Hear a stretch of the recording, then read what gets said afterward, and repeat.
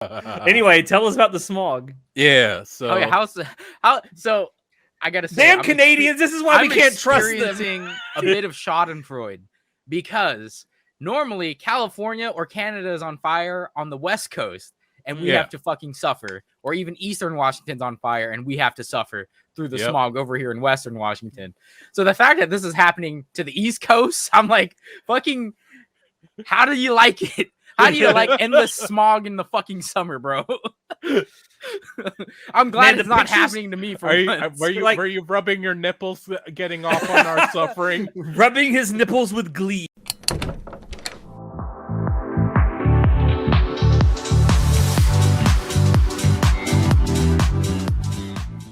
All right. Hello, everyone. We're live.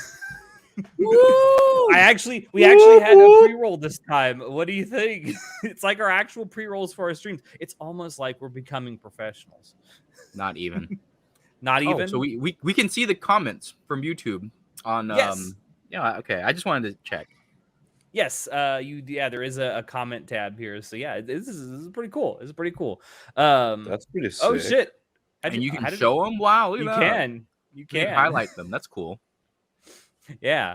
We're still testing out a bunch of stuff from for StreamYard. So yeah, but it's cool. It's cool. But hello, everyone, and welcome to Anime Club After Dark, the podcast that delves into all things anime, manga, and otaku culture related. I'm your host, Alex. But you can call me Senpai. Today, we will eventually be joined by the whole crew. Chinoda will be here probably in about an hour or so once he gets off work. But we also have our Zara Sorcerer John down below. I'm being extremely unprofessional and eating on stream. The one thing that I say I hate watching. That's okay. Natai's running around his apartment like a fucking chicken. I don't know what you're talking about. I made it in time. Our poser extraordinaire, Natai. I'm totally not out of breath. I don't know what you're talking about. I'm just like having a good time. Just so on my tea. Having a good time. Having a good time. So before we actually do get started, the sex machine ready to reload? Am I right? Yes. Yes. Before we get started, Fahrenheit. Before we get started, I want to. Can we just do a fucking Queen stream where we just like sing Queen songs? Like, is that a thing? Sure. Next ACAD reunion, am I right? Yeah, that's right. When we go to karaoke next time, it's all gonna be Queen, man. Hell yeah. Dancing Queen, am I right? Yes. Hey, that's the one song. That's the one song we didn't sing that we should have. Did you know that? Oh my god, who is ABBA? They're Swedish, right? Yeah, they're Swedish. Hey, did you know that Sweden won the first Eurovision with ABBA? Oh yeah, yes, and that was the last time a good band was performing the Eurovision. You're not wrong. You're not wrong. I'm serious by my wife that apparently every time. Wait, let me explain.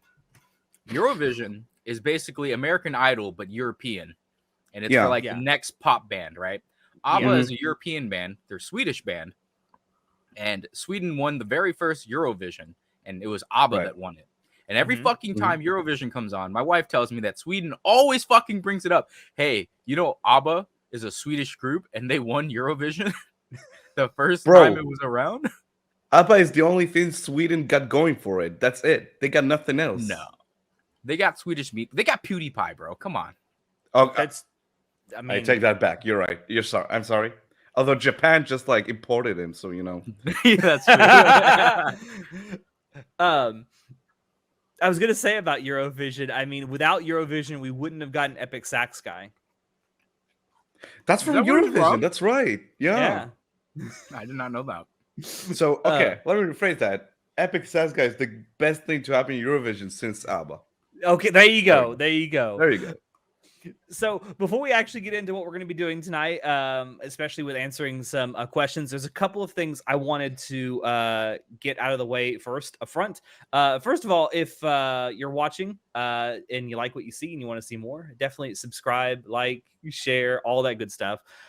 Second, if you were watching our stream on Friday night, a couple of nights ago, I did mention it there, but I'll mention it here too, since it'll actually be eating like a sexy mug. No, John can't do mukbangs. But if you were watching there, mukbanger. Yeah. If you were watching there on Friday night, I did announce that I think going forward, we've kind of discussed it amongst ourselves. We're going to start streaming full time on YouTube instead of Twitch. And we'll probably talk about it a little later in this due discussion. to some recent fuckery. Yeah, due to some recent Twitch fuckery, we've kind of decided to give YouTube like streaming full time a try. We're not getting rid of our Twitch channel. I mean, we're still going to have it kind of in reserve in case we ever need it for something. And I may go on there once every few months to just stream for a couple hours just so we don't lose our affiliate status. Because I think you have to stream once every 6 months to maintain affiliate. I think it's 6 months. So I might just do that every couple months and just stream for like an hour or so. And I'll still use it to watch some of the people, some of our followers that we have that stream. I'll use that to go on and watch your streams and comment and stuff. But yeah, we're going to be going to YouTube full time for streaming. So pretty much all of our content now will, except for the audio versions of our podcast, will be available on YouTube. So podcasts, clips, highlights, streams, it'll all be here. Yeah. That said, this is a little bit new for me. So if there's ever any technical issues, let me know, because I don't know when the technical issues are happening sometimes. Like Friday night, I found out like halfway through the stream that it was like 90 seconds behind. Oh my God. I know. So I have it on ultra low latency today. I hope that's better. And I'm gonna be streaming later tonight. I'm gonna be doing some played up here on YouTube. I'll put it on ultra low latency then just to see how that goes as well. But yeah, that's something else we got going. Also, before we get into it, I want to take a couple minutes to give props to one of our followers who pointed something out to me in a YouTube comment that I did not realize. And I went and looked it up, and it is absolutely true. So on the last monthly dump that we did a few weeks ago, I was talking about the Konosuba spinoff, and we were talking about the Konosuba franchise as a whole and how it's been through 3 different studios now, Studio Dean, JC Staff, and Studio Drive, which is the newest studio. And I made a comment about how I think it's impressive that through 3 studios, it's never really gone down in terms of visual quality. It kind of looks the same. Turns out one of our followers, Crane Silently Plays, pointed out that the staff has largely been the same through all 3 studios, which explains why it is looked pretty much the same. Wait, so you're telling me like the staff just like moved around? Did they plan to move to those different studios, or did they just it's very well documented that like the major players in that production of both season 1 and 2 were like moving around between the studios. I think like I think it's the character design. I might be wrong on that. He's like notoriously known for like being very passionate about the series, especially like the more ecchi side of it. He always talks about how he loves that there are no bras in the show. But yeah, he's one of the key players and part of the staff that moved from different studios and is now part of Drive. That's why. Yeah. Yes, thank you. And by the way, hello, Classy. Yeah, I wanted to point out that thank you to one of our followers, Crane Silently Plays, for pointing that out. I didn't realize that the staff has been like, it hasn't been entirely the same. There has been a couple of minor changes here and there, but it's like 90 the prominent leader. Yeah, 90+% of all the people working on it has been the same through all 3 studios. That's pretty cool, though. I mean, it is. I wonder if like when it got passed off, if they were like, hey, so there's some jobs over here following this series. Does anyone want to tag along? Because like in game development, for example, when you pass off like, hey, we're done with this project. Who wants to work on it? Sometimes they'll do that. They'll be like, all right, well, I'm originally from there, so I'll follow the project on to whoever is next publishing it or something. So that's something like that. I do know that studios or that publishers and stuff will offer. They'll be like, you know, because it's not like a complete buyout where they're like, all right, we're kicking everyone off the team because, you know, whoever made it successful, obviously you're going to want to recruit the people who made it good to work on it more, right? That's kind of common sense. But I do understand that when an IP gets passed around, there's also like, this is time for us to shake it off and do our own thing, which can work. I'm thinking mainly of like the Dead Space remake, for example. The new studio that made it, it was a fucking passion project, dude. Like they no one from the original team was working on it, and it's just like the stuff that they put into it, the amount of work. It's like they did their research and stuff, so it's not like it's a bunch of IP devs that were really passionate about the original game. They cared. Yeah. Which so is no it's one good. from It's Visceral amazing. was. It's really I watched your playthrough of the remake, and it genuinely. I mean, I had never played the original myself, but it genuinely seems like it was a labor of love. So wait, no one from Visceral was like even part of the team for the remake? No, Visceral because Visceral's done. Yeah, like, but... so yeah, half of the team went off to make the Callisto Protocol. I forgot what their studio is called, but half of the team basically got hired on to go make that. The other half kind of just dispersed throughout the industry.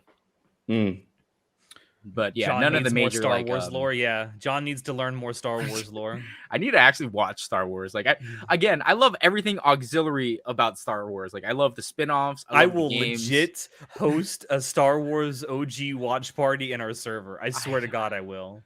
Do it. It'll be a lot of fun. I don't want to. Dude, the original three movies are still really good. Just watch your original trilogy. It's still great. It's still really good. Maybe. It's a lot of fun. I don't know. It also, seems like a big commitment, you know. It kind of is. I will say, if you don't intend to go immediately play Jedi Survivor, which is obviously the next game after Fallen Order, I highly recommend the KOTOR games if you can get them working on a modern machine. I want to play Jedi Survivor. I'm just waiting for the PC release to not be terrible. I mean, Elden Ring was an amazing game. But at launch, it was basically unplayable for like the first month.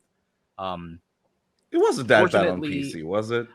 I didn't have any problems, but I played it. It was not like the past 6 months of PC ports. Well, it's not the. Well, no, oh my God, no. So I got into Elden Ring because I had it came out smack dab in the middle of my quarter of school, and I was like, I will fuck off and just play Elden Ring and not work on anything if I fucking get it.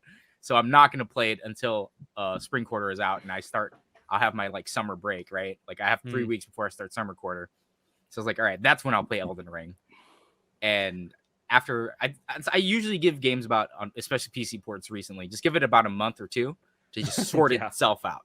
And it'll be better. It'll be a better experience. I will say right now I'm not playing Diablo 4, for example, because I'm I need to finish spring quarter, and I'm probably not going to pick it up because I have one more quarter left in summer, and it's the important hey, this is your graduation class. So I'm I probably don't want more reasons to fuck around and not do my work. Our boy John is getting close to graduating. So congratulations. Almost, yes. Man. Almost there. You're in the finish line. You can see the finish line. You're almost there. Also, the KOTOR remake is a can of worms I really don't want to get into right now. But wait, you know what John could play also in the meantime if he wants more. That Star Wars itch getting scratched. Fucking Jedi Outcast is awesome. Oh, the old Jedi Outcast games are really good. Yeah. Is that those the one where really fun? It's the Darth Vader's apprentice? You kick Ewoks? No, that's Force Unleashed. Oh, yeah. Which were also what is pretty Outcast? Fun. It was Jedi Academy and then Jedi Outcast? Yeah, right? It was Jedi Academy then Jedi Outcast. They're older games. Yeah. They're much older, but they're just really fun action games. I believe they are also available on Steam, if I'm not mistaken. Yeah, they are. Yeah, but they're quite old. Something else I wanted to point out: there's a new flavor of Ghost, and I haven't tried it yet, so I'm gonna try it right here, right now. This is Warhead Sour Green Apple. Oh, that's my favorite sour flavor. Green. So sour green apple. Disclaimer: we're not sponsored by Ghost. No, Ghost, we're not. Sponsor us. I just really like it, and I would love to be sponsored by them. And this is actually fucking good. Holy shit! Ooh, how would you describe it? Sour, like sour head green apple. It tastes like a sour Granny Smith apple. I love sour heads. It's really good. I will definitely be getting that again. Holy shit! Anyway, let's actually get into the WTF by answering some of your questions. So. The first question comes from our boy Sheep, aka Finn's Papa. What voice actor crushed a role so hard that nobody else will ever be able to live up to it? Go ahead. Mark Hamill is the Joker. I was gonna say the exact same thing. Mark Hamill is the Joker. One. Yeah. Mark Hamill's a really good voice as Spike Spiegel. I was also going to mention that. Yeah, Spike Spiegel can only be Steve Blum. For me, I'd probably say, since you stole my Steve Blum answer and my Mark Hamill answer, probably. Oh my gosh, what's her name? Mary Elizabeth McGlynn, the Major. Yeah, Mary Elizabeth McGlynn. Yeah, the Major. Like I can't listen to Motoko Kusanagi unless it's her. Kusanagi.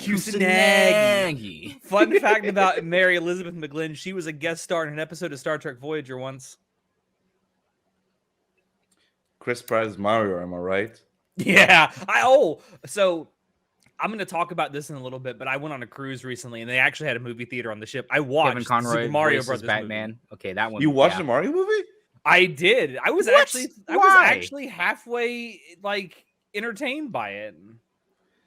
God, don't make me watch it and like not enjoy it. I mean, I wouldn't say it's something you should go out of your way to do. Yeah. I heard that the movie was like, it's not bad. It's certainly not like amazing. You need to fucking watch it. No. It's definitely I not heard mixed bad. things about it, you know. I'm just like, and now they're talking about. I know that Illumination is also talking about doing a Legend of Zelda movie now, which I can't wait for that to have absolutely nothing to do with the old games and only be about the new games. So they haven't like said it's Illumination yet, but they are closing the deal with Universal, which own Illumination. So I have to imagine it would probably be Illumination though, as I don't successful. I hope financially it's not. See, how do you make a movie around a silent protagonist? Like, don't make it around him. Make it around a different character. No, I mean, or actually give him a fucking voice like he's needed for like 15 fucking years now. You think that Link needs to speak? Yes, I do. No, he doesn't. No, he doesn't. No, I think he's just a vessel for the player. He's not like a real character. I think the whole silent protagonist thing comes from an era where voice acting was very difficult to do in video games. You say that, but like, can you imagine a Half-Life 3 with a voiced Gordon Freeman? Yes. I would hate it. I don't think so. Yes. No. Absolutely, man. I can. There's still room for silent protagonists in games. I really generally believe so. I think in a first-person game, I don't think so. This is a hot take, man. It's not the hot take episode, Alex. I know. I should save this for a monthly. Actually, maybe on our next monthly dump, I will talk about that. How I think that silent protagonists are write it down. Just maybe outmoded. We should talk about it. I mean, Gordon Freeman and Link are like the worst possible answers you could come up with for. Yeah, they need to get voiced. There are certain characters where I'm like, yeah, they could be voiced. That's fine. Definitely never Link or Gordon Freeman. Like ever. I agree. I disagree. I think there's people that could actually kill in those roles. I think that there's people that could kill the roles, but not the experience of like how the game is played. Because I won't get into it. If we're gonna talk about it in the dump, I'll talk about it then. But I just feel like Link Kevin Conroy as Batman is also a really good choice for a voice actor to kill the role. Yeah. No, classy. No, Link does not need to speak, bro. No, he needs to go. Yeah. That's all I need. This is a genuine question. I know those aren't actual words, but does that like not make him not a silent protagonist because he is? You know what? Grunting. Come on.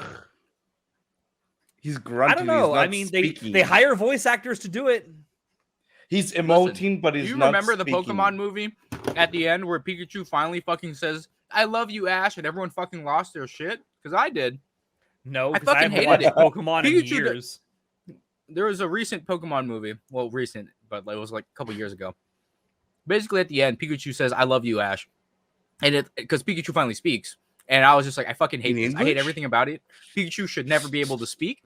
Pikachu should only just be Pikachu. All right, fucking what the hell? That was a good impression. And then Alex John. comes in, oh, but he technically speaks. He makes noises. I mean, yeah, there is a voice actor. There is, but she doesn't need to speak for Pikachu. And I never watched this Pokemon movie. I don't know why Pikachu says something at the end, but Pikachu apparently can speak now. And just like, I just remember everyone going, "What the fuck?" I'm assuming it's the same voice actor that does like the voice, like the Pikachu. I'm assuming so. I don't. I don't know. That if would this be is, like, very jarring if it was like a very feminine voice that does it, and all of a sudden it's like fucking, "Hey, I love you, Ash." If we were to, I would love that, actually.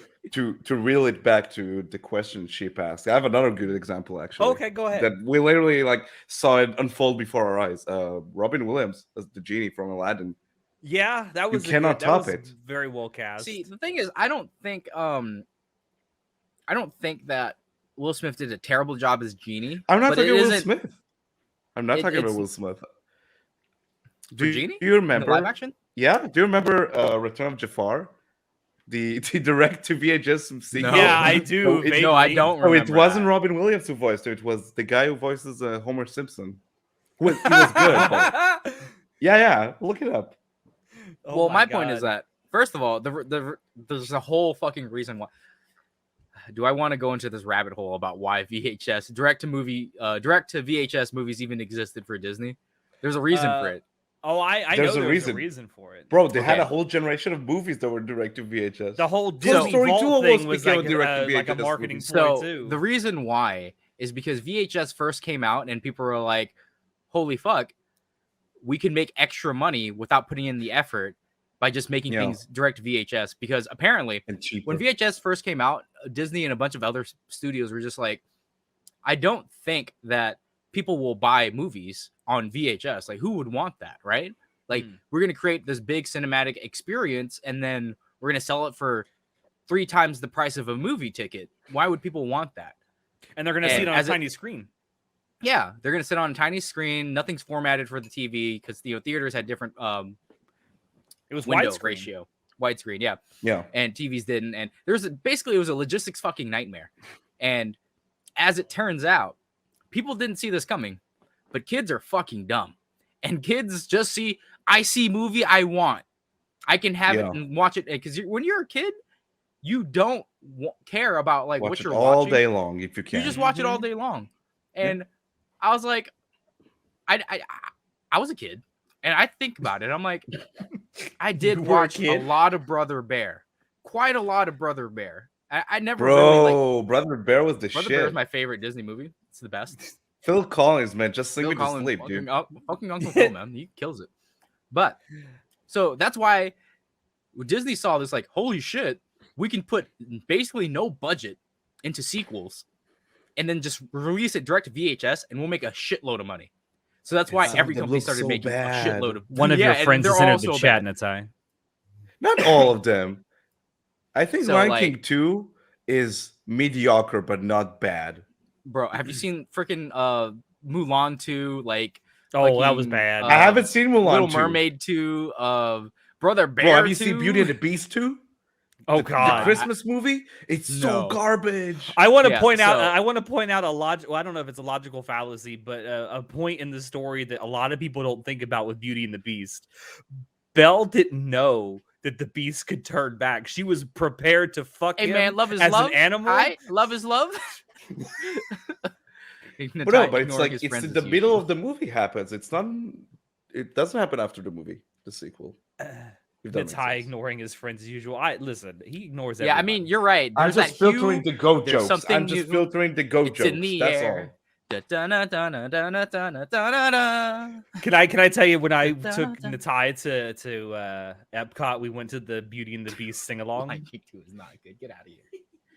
And he was like super pumped when Gaston came on screen. It's the best song. It's the best song. And he was Bro, sitting there- I've never seen Alex so happy. Bro. Like Tale till the as old moment as we time, were man. singing the Come on. sing along. He was singing all the words. He was so happy. I mean, because no one drinks had a like great Gaston. time. Yeah. yeah. Live action Beauty and the Beast greater than OG. I What? really Shut the liked the fuck live up. action. Shut the I really fuck liked up. the live action Beauty and the Beast. I was in the hospital and I rewatched it like 4 or 5 times. You were on drugs. That don't count. Yeah, no, that no, doesn't count, man. no. I wasn't on drugs yet. But I really liked it. It was really good. I don't think it's better than the original just because I really love the original.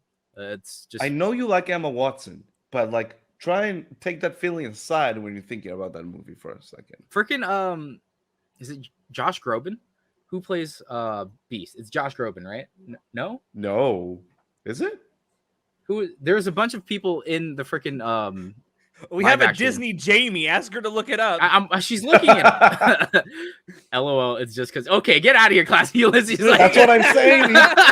Classy Ulysses knows what I'm talking about. That's what I'm saying. Oh man. No, all right, the talent behind the live action Beauty and the Beast was there. Like everyone could fucking sing. It was great. Nah, not all of them could sing that well, bro. Okay, most of them could sing. All right. It is Josh Groban. He's the Beast, right? Yeah. I told you, it's Josh fucking Groban. Oh man. Yeah, Luke Evan plays Gaston.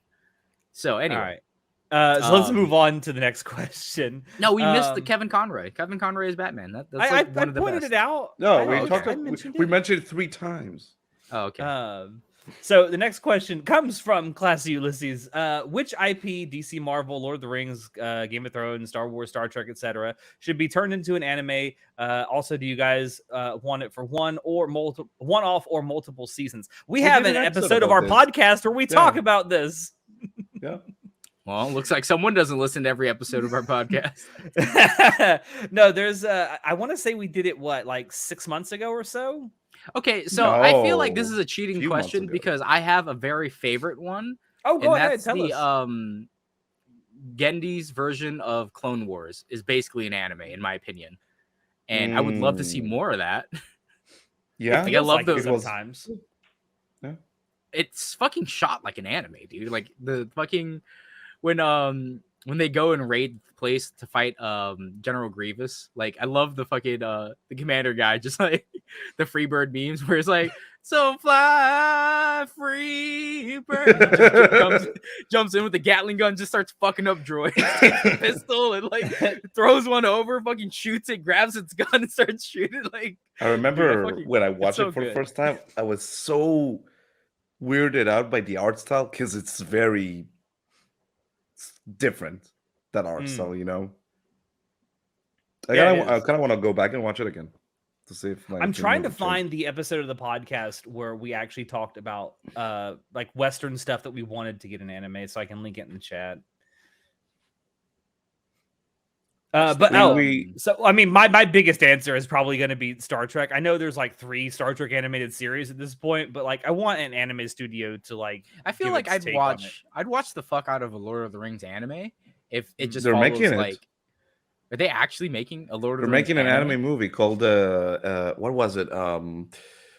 Something Charge of the Rohirrim or Land of the Rohirrim. I don't remember, but they're making an anime movie.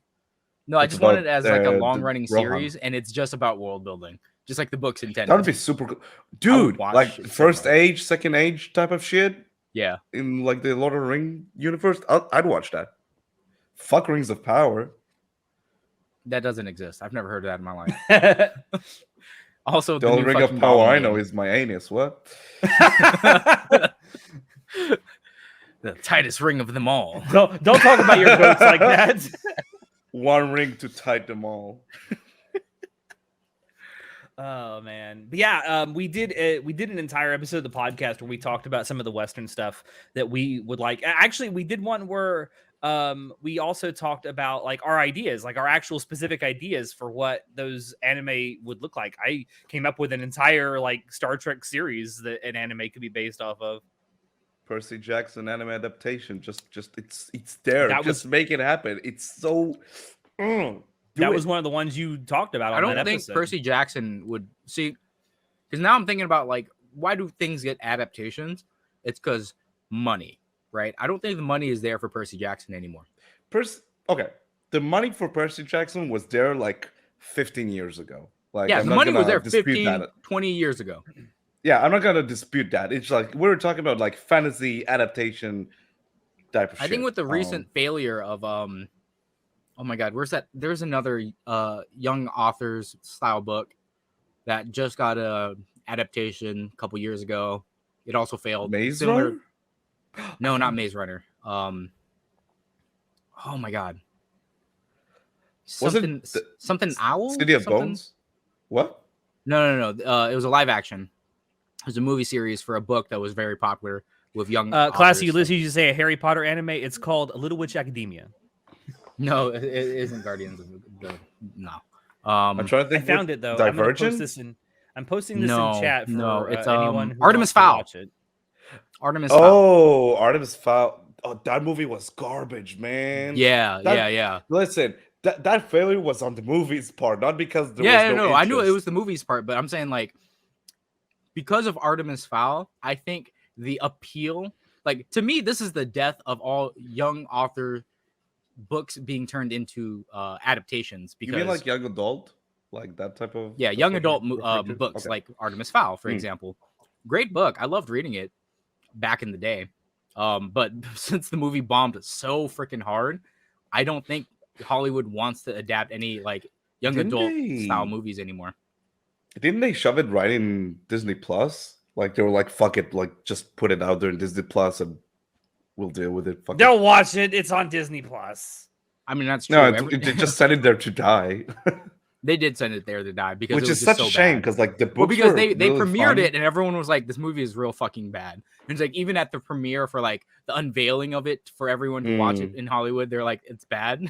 Like, like is- that's not a good Remember, sign. hey, Natai, you remember how Mark Hamill was like throwing like CD shade? We're not at talking all about Last those- Jedi, Alex. We're not talking about it. I'm not. When he was doing it. asked like, what's something that's unique about the Last Jedi? It's the longest one. But yeah, it's a shame with Artemis Fowl how it's like because those books are like really fun and clever and just like Yeah, generally good books, like really fun, like young adult books. If you're gonna, it was definitely there. Like the material is there to make it into a really cool film or TV show or whatever animated series, whatever you want. But it's like, and the money is there as well because people wanted to see it. You know. Yeah. All right. And as for like one-offs or multiple seasons, like I'd like to see like certain Western properties get like multi-season long animes. Yeah, sure. As long as the I'd like right to see- studios behind it and the people actually care. Yeah. I'd like to see a Western adaptation of Trigun as a like TV series. Yeah, you know, Again, cool world. I love the world. Directed Seven's by amazing. Clint Eastwood. actually, you know, if they ever do something like that, there is a director or like a creator of it I would like to have attached to it. Ronald D. Moore. He created the reimagined Battlestar Galactica. I just want it to be known that I don't want Zack Snyder near any of my fucking remakes. Nah. No, I don't think you want him near your camera right now either because it's also very blurry. No? Your camera's super blurry. It can't focus on you. Is that better? Did it work? Your camera's got ADHD. It can't focus. It's because of the glare. Hmm. I think it might be Listen, my pink coat over here. All right. So the next question comes from a New Vegas Savior. What are your favorite LGBT characters in anime, manga, and video games? Appropriate Okay. question. Has for the anyone month. watched Skip and Loafer this season? No, not yet. I haven't yet, even though you Not keep yet. begging me to watch it. Okay. Not yet. The main character has an aunt called Now-chan, and I love Now-chan. And I don't know if they are trans, but they are definitely a Now-chan is her father's younger brother who is now her aunt. Ah. Okay. Yeah. Okay. And it when you learn more about Now-chan's like past and like why she left the family, because they're like from a bumfuck nowhere town and stuff like that, and it's powerful stuff, man. I loved it. I love Now-chan. She's so fucking sweet. She's so cute, and I love that she actually has a boyfriend too. And I'm just like, oh, I love this man. This man needs to protect Now-chan forever. But I love Now-chan. I know Skip and Loafer is really good. Everyone should You watch keep it. telling me to watch Skip and Loafer. Yeah. I It's haven't got around good! to it yet.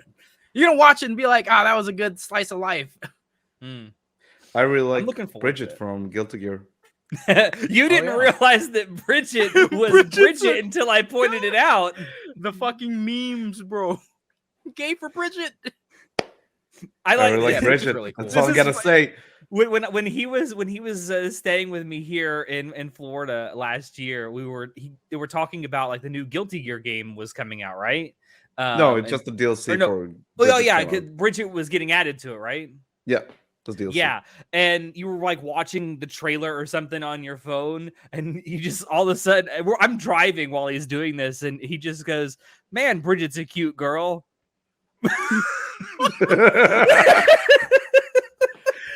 It was the trap. The ultimate trap is Bridget. Yeah.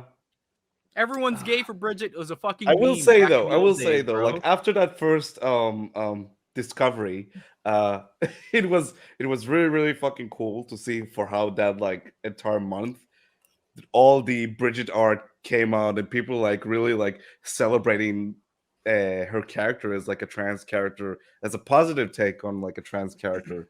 And it was so wholesome how everyone and for all the embraced that naysayers character. who are like, no, Bridget's supposed to be a boy and this and that, I'm like, did you even fucking play the games? Because at the end of if you play through with Bridget, you literally get to the end and Bridget's like, maybe I am a girl after all. Literally, that's the ending line. It's been shoehorned in there 20 plus years ago. Get the fuck out of here, you fucking bigots. Bridget is a girl. Get over it.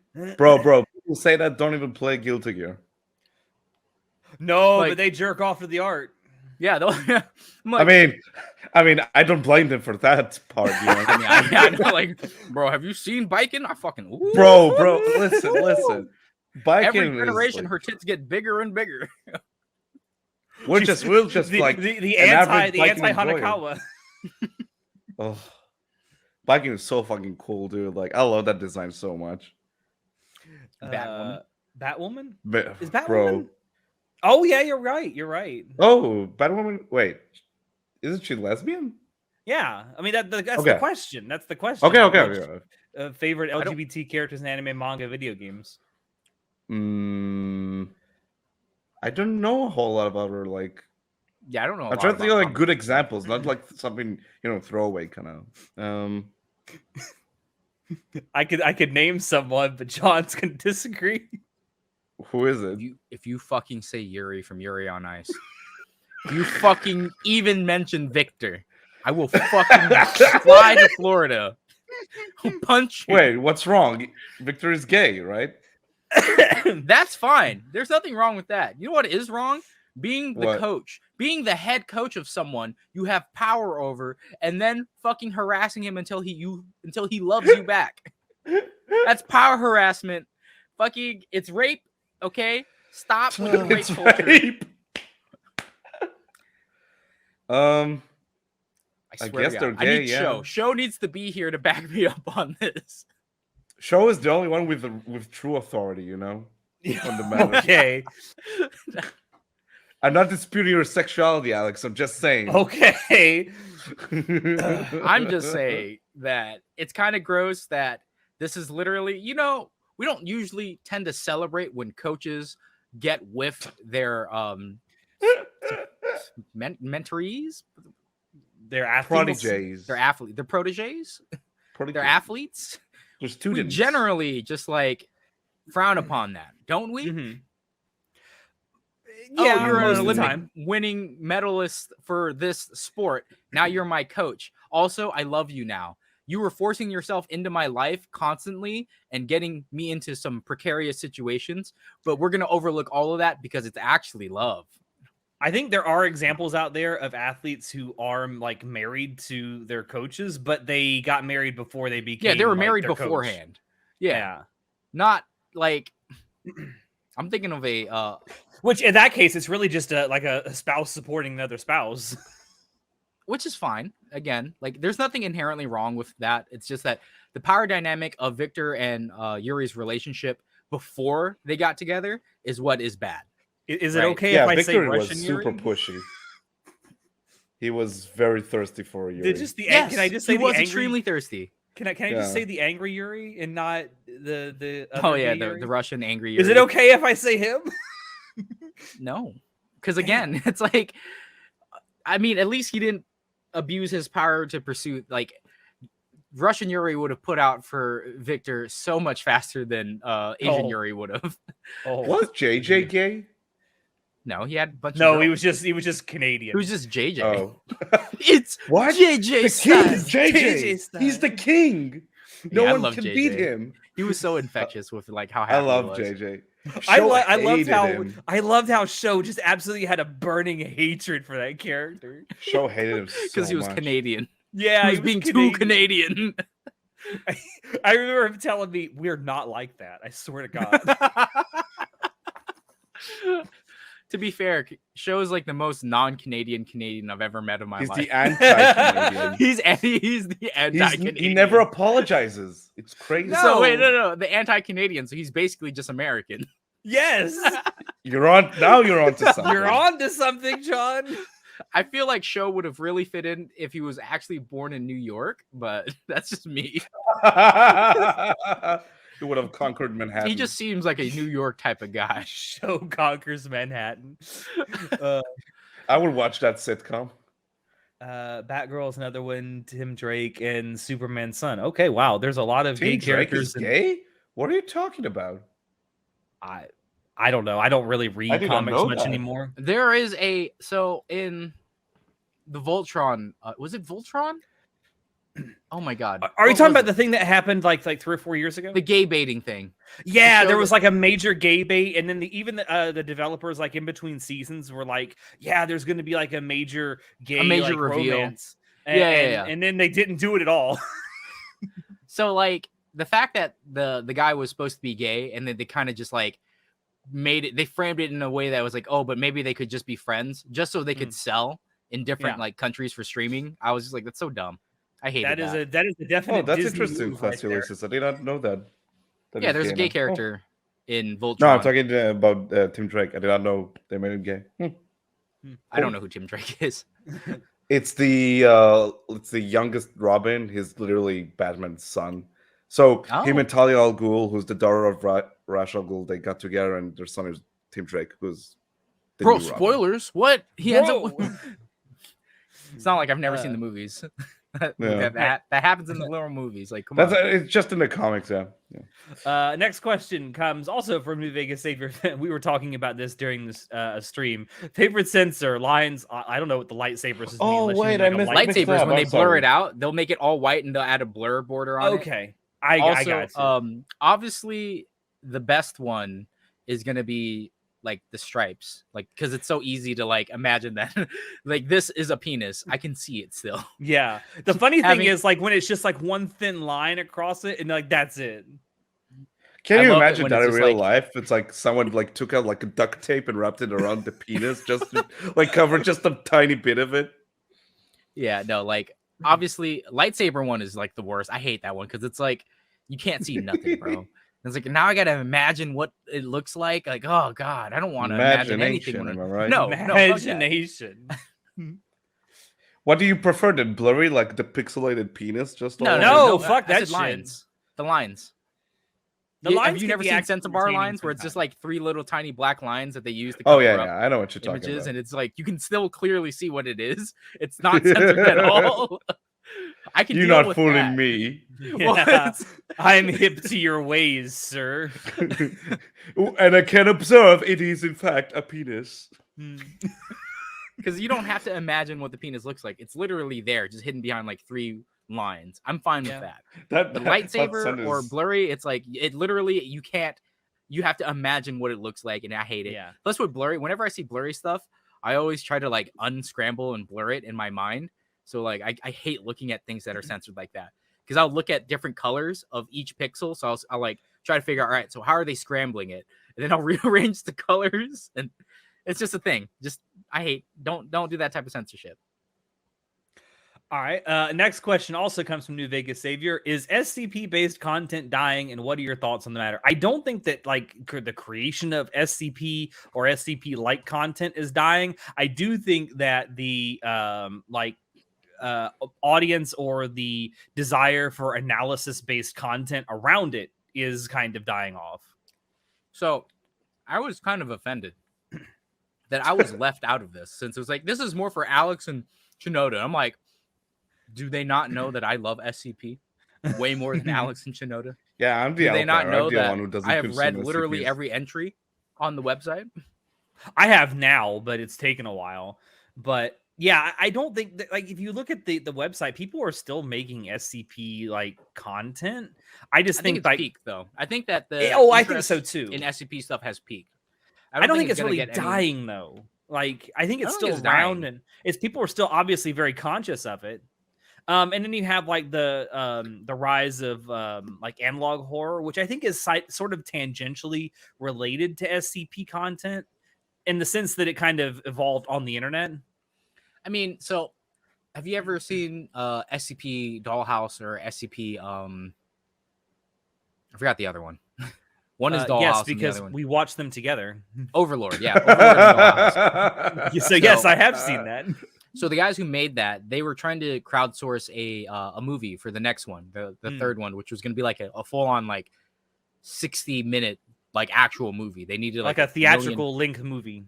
Yeah, they needed like $1 million or something, and I remember it only funded like $300,000 or $500,000, only half of what it needed to actually make the movie, so it never got funded. So I can see how you can be like, yeah, the interest in SCP isn't that great, but I'm like, because a lot of people who do SCP stuff, it's first and foremost, it's always about like the creativity and the freedom of writing. Like no one owns it. That was a huge deal back in the day, where someone like one of the writers of a certain SCP was like, well, I own it, it's mine. And it's like, yes and no. It's like it's your idea, but it's kind of a community thing. Yeah, it's like you can't really make an SCP and be like, well, I own this specific SCP. You know, it wasn't minted in the blockchain. All right. You don't own this hyperlink. Now, I will say they had that thing with Peanut earlier where they had to actually change what Peanut so looks like, because the Peanut that was thing based, was different though. That was based on an actual copyrighted image. Yeah, that one was literally Peanut was based off of, I believe it was a Japanese give some context to sculptor people who aren't familiar with. Okay, so there's an SCP. There's a SCP SP0. It's I forget what is Peanut's number. Is it 89? I don't remember Peanut's number. I can't remember whatever Peanut's number is. There is an SCP called who is colloquially known as Peanut because its shape looks like a peanut. 173. 173. Thank you. All right, and originally it was based off of a sculpture that someone took a picture of. And it looked like a peanut, so that's why we colloquially call him Peanut. His stick is that he's a cursed like concrete monster that acts like a weeping angel. When you look at him, you can't stop looking at him. If you blink, he goes closer and he tries to snap your neck because you saw him. Holy shit! Yeah, there's also another SCP that's kind of like that, like Shy Guy, but basically with Peanut, this was a concrete statue that I believe a Japanese person sculptor made as an art like thing. Mm-hmm. And someone just thought it was a cool image and just like wrote an entry about like Peanut, right? And that's where it all came from. So they had to change Peanut's design because of that, because the Japanese artist or the artist who made Peanut sculpture was like, hey, I actually own this and I never gave you my permission to use it. So it's like, okay, that makes sense. That's a creepy ass statue. What the fuck? Yeah, the original Peanut. Yeah, it's crazy, right? I don't know what did they make Peanut look like now. I don't know what the difference is. I haven't seen the latest version of like what people have made for what Peanut's new look. It's literally just an actual peanut on the ground now. But yeah, so in that instance, it's like, yeah, we got to change copyright stuff. But essentially, when you contribute to this this growing world of SCPs, it's kind of just like writers having fun. Mm-hmm. There's silly entries. There's entries that reference each other, and there's like a whole fucking. There's a council of people who are like, all right, when you're making an entry, we need to review to make sure that there's no loopholes or there's no crossover between the MTF teams or anything like that. And it also doesn't conflict with another SCP entry. Yeah. One of my favorites is the potato sack, the potato dimension and the potato sack. Oh yes, I forget what number that is, but that's actually that one's so fucking. I love it because of how stupid it is, but at the same time, it's like it's extremely unnerving that there is a potato dimension that grows back, and it's 100. I believe it's 100 cubic meters by 100 cubic meters or something. Like it's just a room that looks like a warehouse that's just full of potatoes, and the potatoes grow back. And that's literally the room. But people go crazy when they go in there. I do think that within like the realm of people who write SCPs, there is a lot of creativity there. And And So it's I really definitely hard to don't. copyright that stuff. So I can see like because of how it works, and essentially it's hard to monetize it because it's a collection of works, right? You don't really monetize stuff like that because it's not just you that creates stuff. Unless it's like SCP Dollhouse or Overlord, which was completely they made it themselves. Yeah, it Like, was they completely have original nothing- stories. Yeah, completely original stories. They don't have any crossover with like Dr. Brightman, for example, is a recurring character in the SCP universe and the whole Bright family. And like Are they the pretty whole bright? So all right, I don't know. They constantly fuck shit up. there is this family called the Bright family, and they're kind of like really well known in the universe because they're basically super fucking cursed. And Dr. Bright is a guy who's like one of the leading researchers at the SCP place that he accidentally gets his soul put into this necklace, and now he lives in this necklace. And whoever puts on the necklace becomes Dr. Bright. And because he's lived forever and he doesn't know how to die, he's crazy as fuck, and he'll do crazy shit and basically just fuck everything up. That's his whole shtick. And he is a recurring character because he just shows up and fucks shit up. And they're like, Dr. Bright is not allowed in this room. So that's one of the crossover things where it's like Dr. Bright is here. And oh god, wasn't there's the one where there's like the dead dimension where like there's something that was able to even kill Dr. Bright. Like nothing was alive. There's like an alternate reality. It's the one where they find a hole in a cave, and they go, and it's the same world, but everything is dead. There's like death just kills everything for some reason in that world. I have like a vague recollection. Death I think just I know kills roughly- everything. Yeah. So in SCP universe, there are certain things that can't die. There are certain monsters. There are certain people. There are certain things that just can't die. They're immortals. They can regenerate forever, so on and so forth. Like Indestructible Lizard is one of them. He's literally a lizard that he's like a giant ancient alligator that just hates everything and wants to be left the fuck alone. But SCP's like, well, he's literally indestructible. We can't kill him. So we're just going to contain him. And he's just like, he begrudgingly gets contained. But he will try to murder anything if possible. If possible, he will try to murder anything and everything around him. He's like just like so like upset. It's like, oh fuck it, I'll get contained. Yeah, he's kind of like a grumpy old man who's just like, oh fucking angry man yells at Cloud. Yeah, he's an angry man. Let me out! Let me out! He's a fucking ancient like fossil. That's why. Anyway, he's called the Indestructible Lizard because you can't kill him. Literally, the humans can't kill him, so we decide to contain him. And in this death universe where everything dies, Indestructible Lizard's dead. Dr. Bright is fucking dead. And Dr. Bright can't die. He doesn't have a body. He's literally a fucking medallion, but he's dead. Yeah. Everything is dead in this world. Like, so it's a really cool read about this like opposite dimension where everything just died and no one knows how anything died. They just know that whatever it is can't come back to our universe. So they seal up the cave where it goes to that universe where everything is dead. Because it was gonna, because in that world that everything died in, they also found a cave. and they let death into their world. And like the story is just that. They go and investigate this world. Everything's fucking dead. But the weirdest thing is everyone has been dead for a while, but there's no rot. Nothing's rotting. There's no flies. There's no bugs. There's nothing. Everything is literally fucking dead in this world. And it's weird. And so they investigate, and then they find out like, all right, so this is an alternate dimension where literally all of us are still here. And the main guy investigating finds logs from himself in this world where they also went to investigate this cave that they were like, something was in there and it came back with me and it's killing all of us. So then he at the end, he sacrifices himself to close the cave and be like, I'm not coming back because if I do, I'm going to bring whatever the fuck killed this world into ours. So seal the cave and kill me. And I'm just like, yo, this is a crazy, it's a really cool story. It's a really cool background. I love this premise. I would love to see an actual movie like this.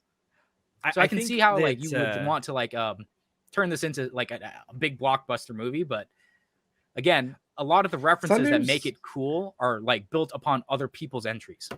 You can never know. That's Sometimes kind of the problem because I think that if you really want to like rekindle SCP, it's got to have like maybe a major studio get involved and make something big. like whether it's a series or maybe something akin to Black Mirror, where it's like an anthology series where you follow different people every episode, or like an actual long running series where you have like an original story that runs through the whole thing. But it's got to be an original story. It can't be based on stuff that other people have written. Yeah, and what makes the SCP universe really cool is the interwoven story between all the fucking things, like the MTF teams and stuff like that. Like, I really loved. I don't remember which SCP entry it is. I don't remember the numbers very well, but it's one where they find Site 19, where it's like it gets teleported to like the fucking Grand Canyon or something because it comes from a different world, and they have there's an MTF team. MTF team is like they're the Mobile Task Force.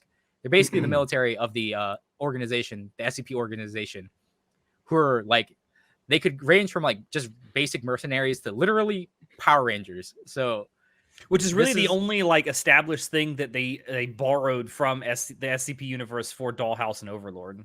Yeah, where they have an MTF team where it's like, it's just people in civilian clothes just working at this. You can never know though, like with this type of stuff. Like, because for example, you have the so have you guys seen the Backrooms video? Yes. Yeah. Yes, the one by Kane Pixels.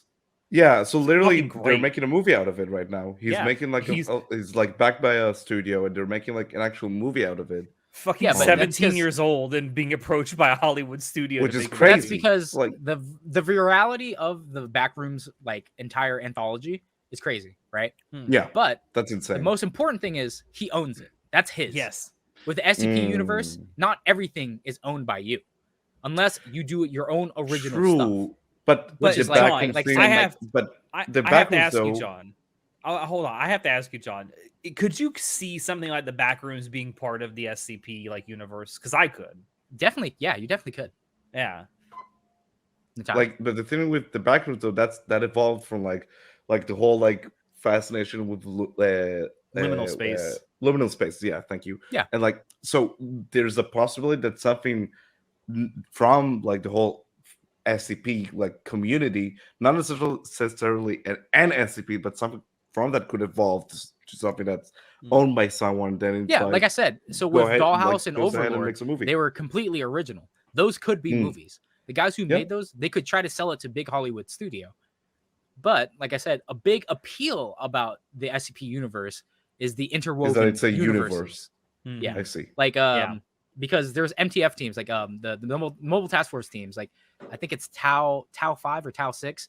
They're called the Power Rangers because they ate the flesh of a dying god, a dead god, and they basically can back up their memories and experiences into like a computer, and they're basically immortal cyborgs. So they're called the Power Rangers. It's just like, yeah, they ate basically the flesh of Cthulhu, and now they can't die. So they're always they're utilized in super dangerous situations because we don't know what happens. Anytime someone goes in, they never come back.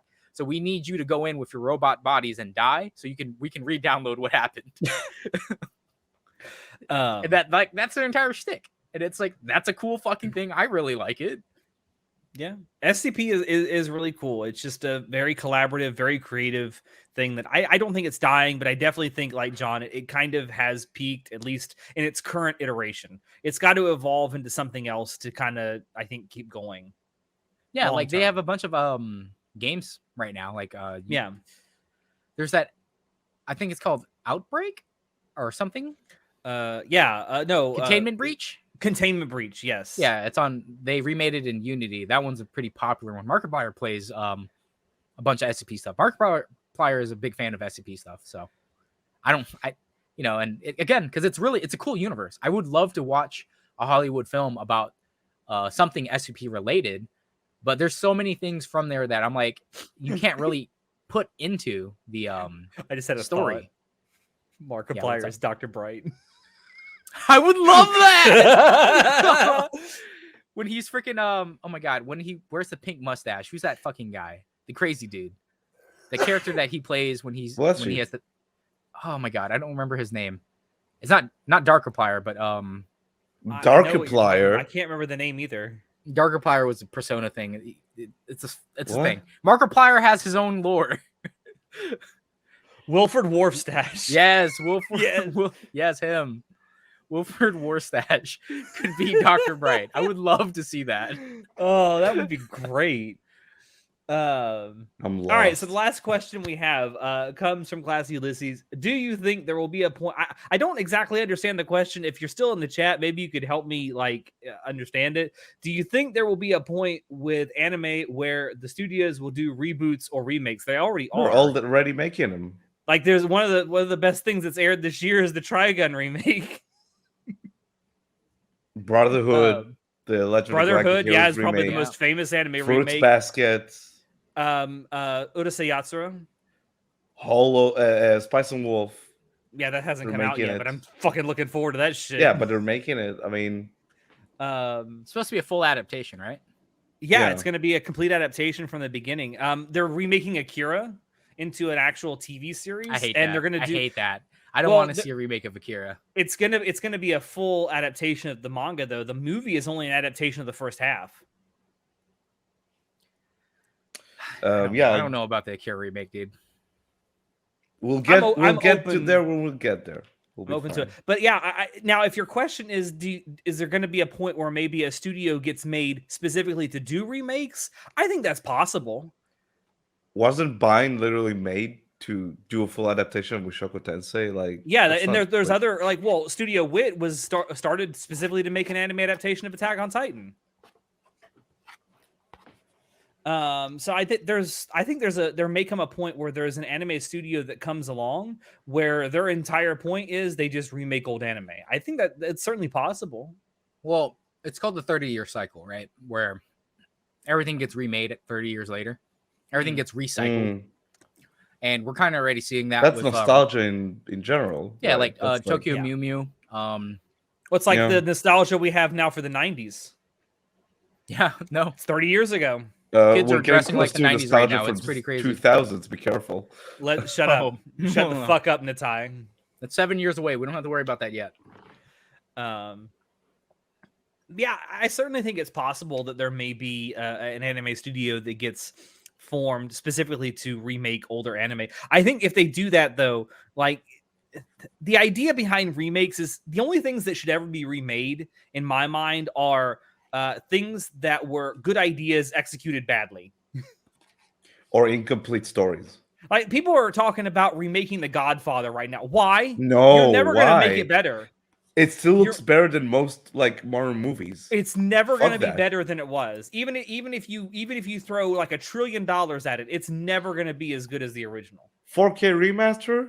Yes. Like, keep there is it a like 4K remaster. Yeah, there it's is. pretty fucking good. yeah, and that's the point. It still looks better than most modern movies. So why would you remake it?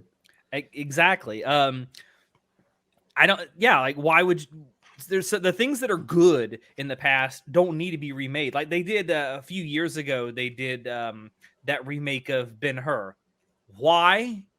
I don't know why. Ben-Hur was a fucking amazing movie. And honestly, and that movie is a remake of a much older movie, you know? Oh, okay. So, like with so much anime coming out each season and so much material from manga, to the point, do they have enough? Do you believe they'll do remakes?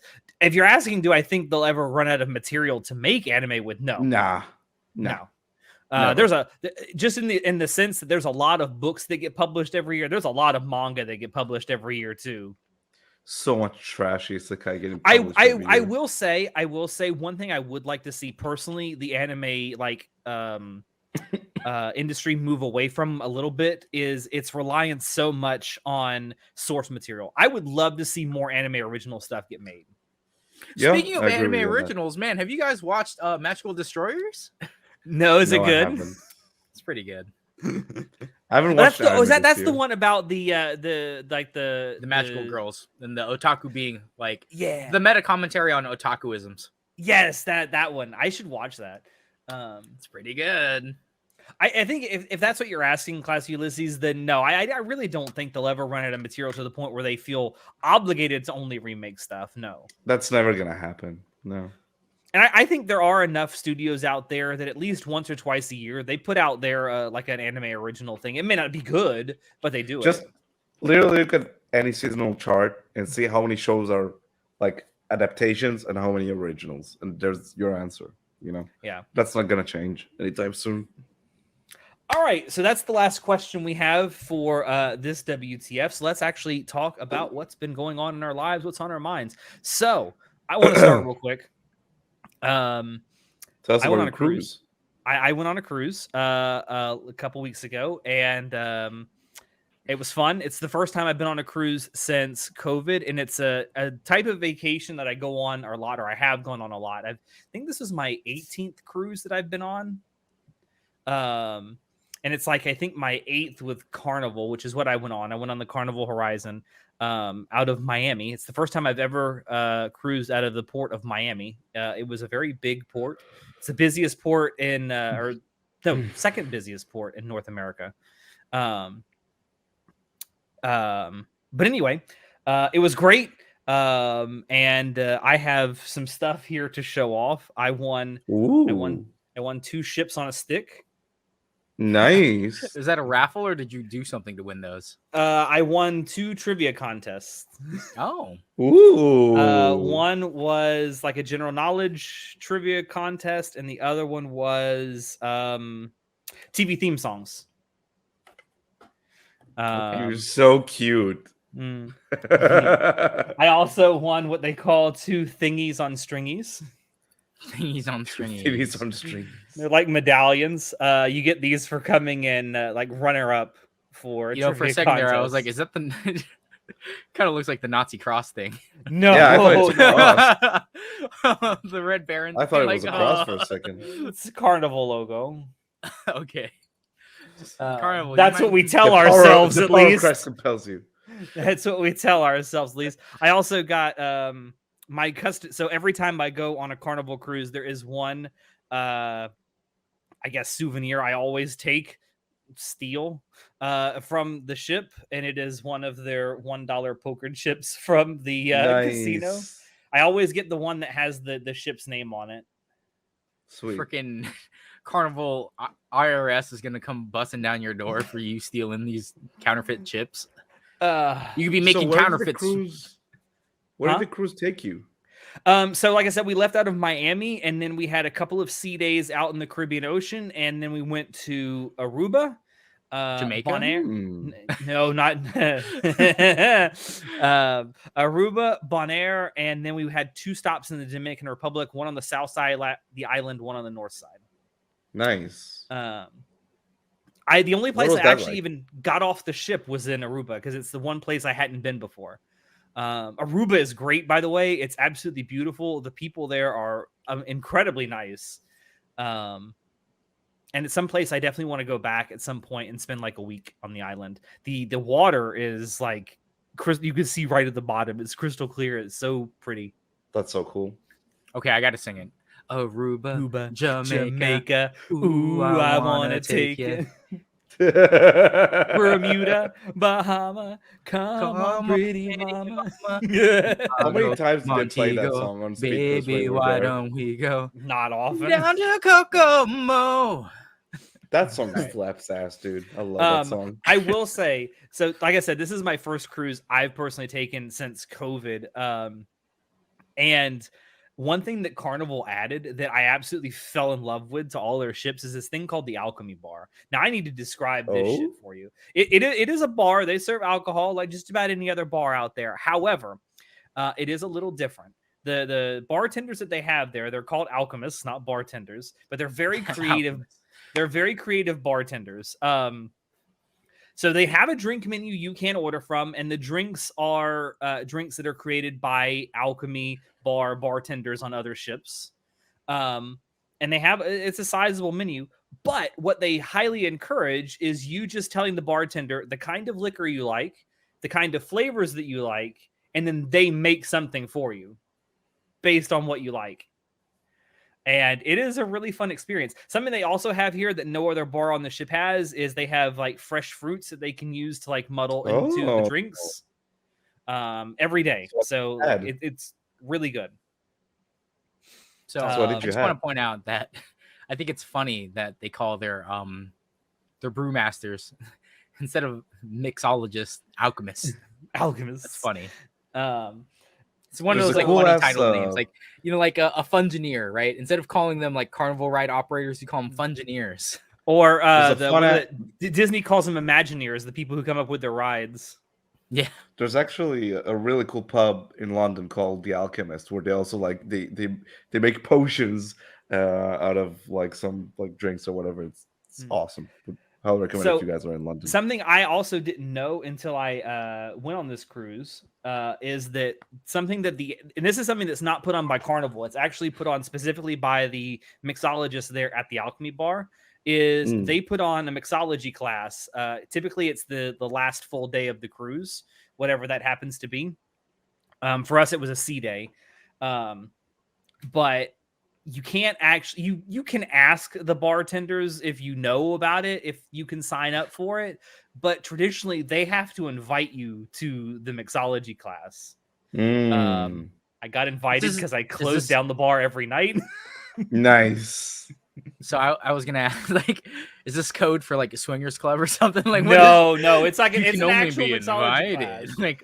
Like, But you get a diploma. Hey, it's so weird. So what do you? No, do on it's the cruise? cool. What are you Like, talking about?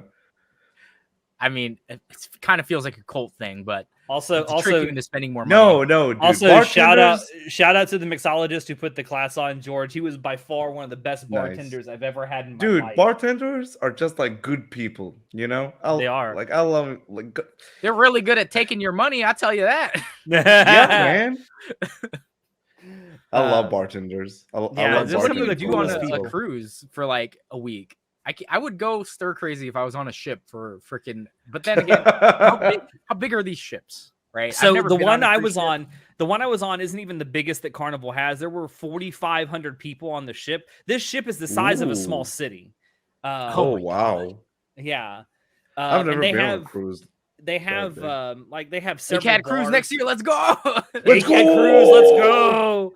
But yeah, they had like several bars. They have a full size like Broadway style theater on the ship. The ship that I was on also had like a genuine IMAX movie theater on the ship. It's like a 3-story tall movie theater. That's where I watched the Super Mario Brothers movie. I guess in my mind, I'm thinking about like a giant mall. Like it's basically a floating giant mall. They do have shops on the boat, but that's like typically in the atrium, like around the promenade deck. But there's so much more to it. They got like several restaurants. They got obviously. What do they sell in the shops? Is it like souvenirs or like what do they? There's a shop that sells like Carnival souvenirs and souvenirs like from the places that you go. But they also have like a perfume shop. They got jewelry shops. They got a candy store. They got liquor store. Candy shop. Fun fact: if you've never been on a cruise, if you go to the liquor store, it's all tax free. Everything that you buy on the ship is tax free. But if you buy liquor or tobacco on the ship, you can buy it, but you don't get to keep it. They keep it for you, and they give it to you when you get off the boat.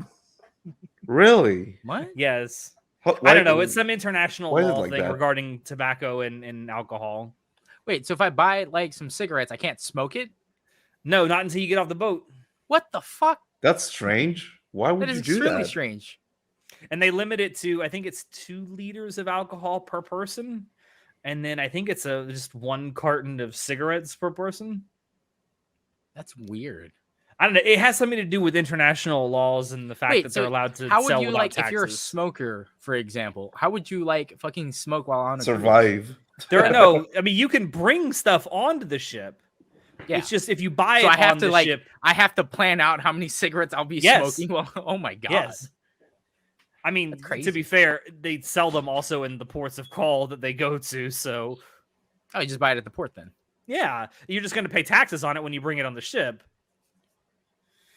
But I mean, it is what it is at that point. But no, there's so much to do. Like there's also like there's a spa. There's this whole sports deck where they have like full size basketball court. The ship that I was on had a ropes course you could go on. They had what they called a sky ride, which is like almost like a stationary bike, but it ran on a track around the ship. They gave you really good views all around the ship. Does it have like fucking carnival rides and shit? No, this one didn't. They did have a water park on the ship though. like as a Dr. Seuss themed water park. They also had a Dr. Seuss themed breakfast just for kids one day, where you could actually get green eggs and ham. But no, there is a carnival ship, the Carnival Mardi Gras, which I think is the biggest ship in their fleet, which has a legit roller coaster on the ship. Mardi Gras. Mm-hmm. Terrible Credence album. Also something I did. So this particular boat had Guy Fieri had his burger joint on the ship, which was like included. the one that he has in Vegas. Yes. And it's really fucking good burgers, by the way. Did you have to wait like an hour to get food, like the one in Vegas? No, there usually was a line, but usually by 5 minutes or so, you're good to go. You got your burger. In your That's hand. a good turnaround.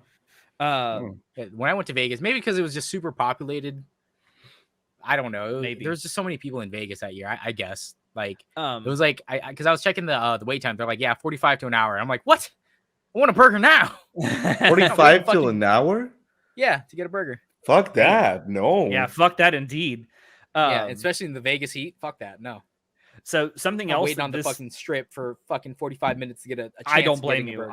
I wouldn't either. But something else this ship had that is also something that Guy Fieri does is a barbecue restaurant called the Pig and Anchor. Really good barbecue, by the way.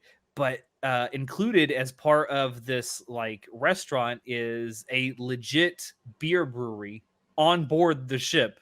They brew their own beer at sea using seawater. That's so cool. What? They have a desalination plant on board the ship that they use to purify the water. Did you try it? I did. I tried every single one of them. All of them were great except for the IPA, but I'm not super fond of IPAs anyway. Oh, I like IPAs. But no, it was great. And they also do like brewery tours where I got shit-faced during this brewery tour because they kept bringing us pitchers of beer. You don't have to drink the whole pitcher each time. But you get a certificate of recognition once you go through the brewery tour. How many certificates did you bring with you? Those were the only two I got on the ship. But they also got the brand. I don't know if this will show up on the camera or not. I got a sticker as well. The brand of beer they have on the ship is called the Parched Pig. That's a cool name. Yeah, and I also got this little like espresso glass as well. But yeah, that was my cruise. Every time you come back from a cruise, I'm like, man, I sure would like someday to go on a Caribbean cruise. I want to go on a cruise like that too. But we should do an ACAD cruise. I'm serious. The only cruises near me are like the Alaskan cruises, and I don't want to pay $5,000 to go see some fucking icebergs. I will say that for me, it's going to be a lot less expensive than you guys, especially if you go on a Carnival cruise, because I have this right here. I have status. I have gold status. Oh, he's a VIP. Man. Look at I am. John. We're in the presence of the elite. I am. It's actually it says VIFP club. Very fucking important, man. Oh, very important fucking person. But no, like the more cruises you go on with Carnival, they give you more and more perks for it. My mom is at platinum status. The highest you can get is diamond. But you get a point for you get a ranked? point. It's ranked. She is ranked, and she can kick your ass. Bro, only diamond rank. Like I'm a master's, okay? Like, and I'll give you a good example of how much you can get taken care of by going on a lot of cruises, especially with Carnival. My mom and dad essentially got paid to go on this cruise. Their room was completely paid for. The only thing they had to pay for out of pocket was port fees and taxes, which they can't waive those because of international law.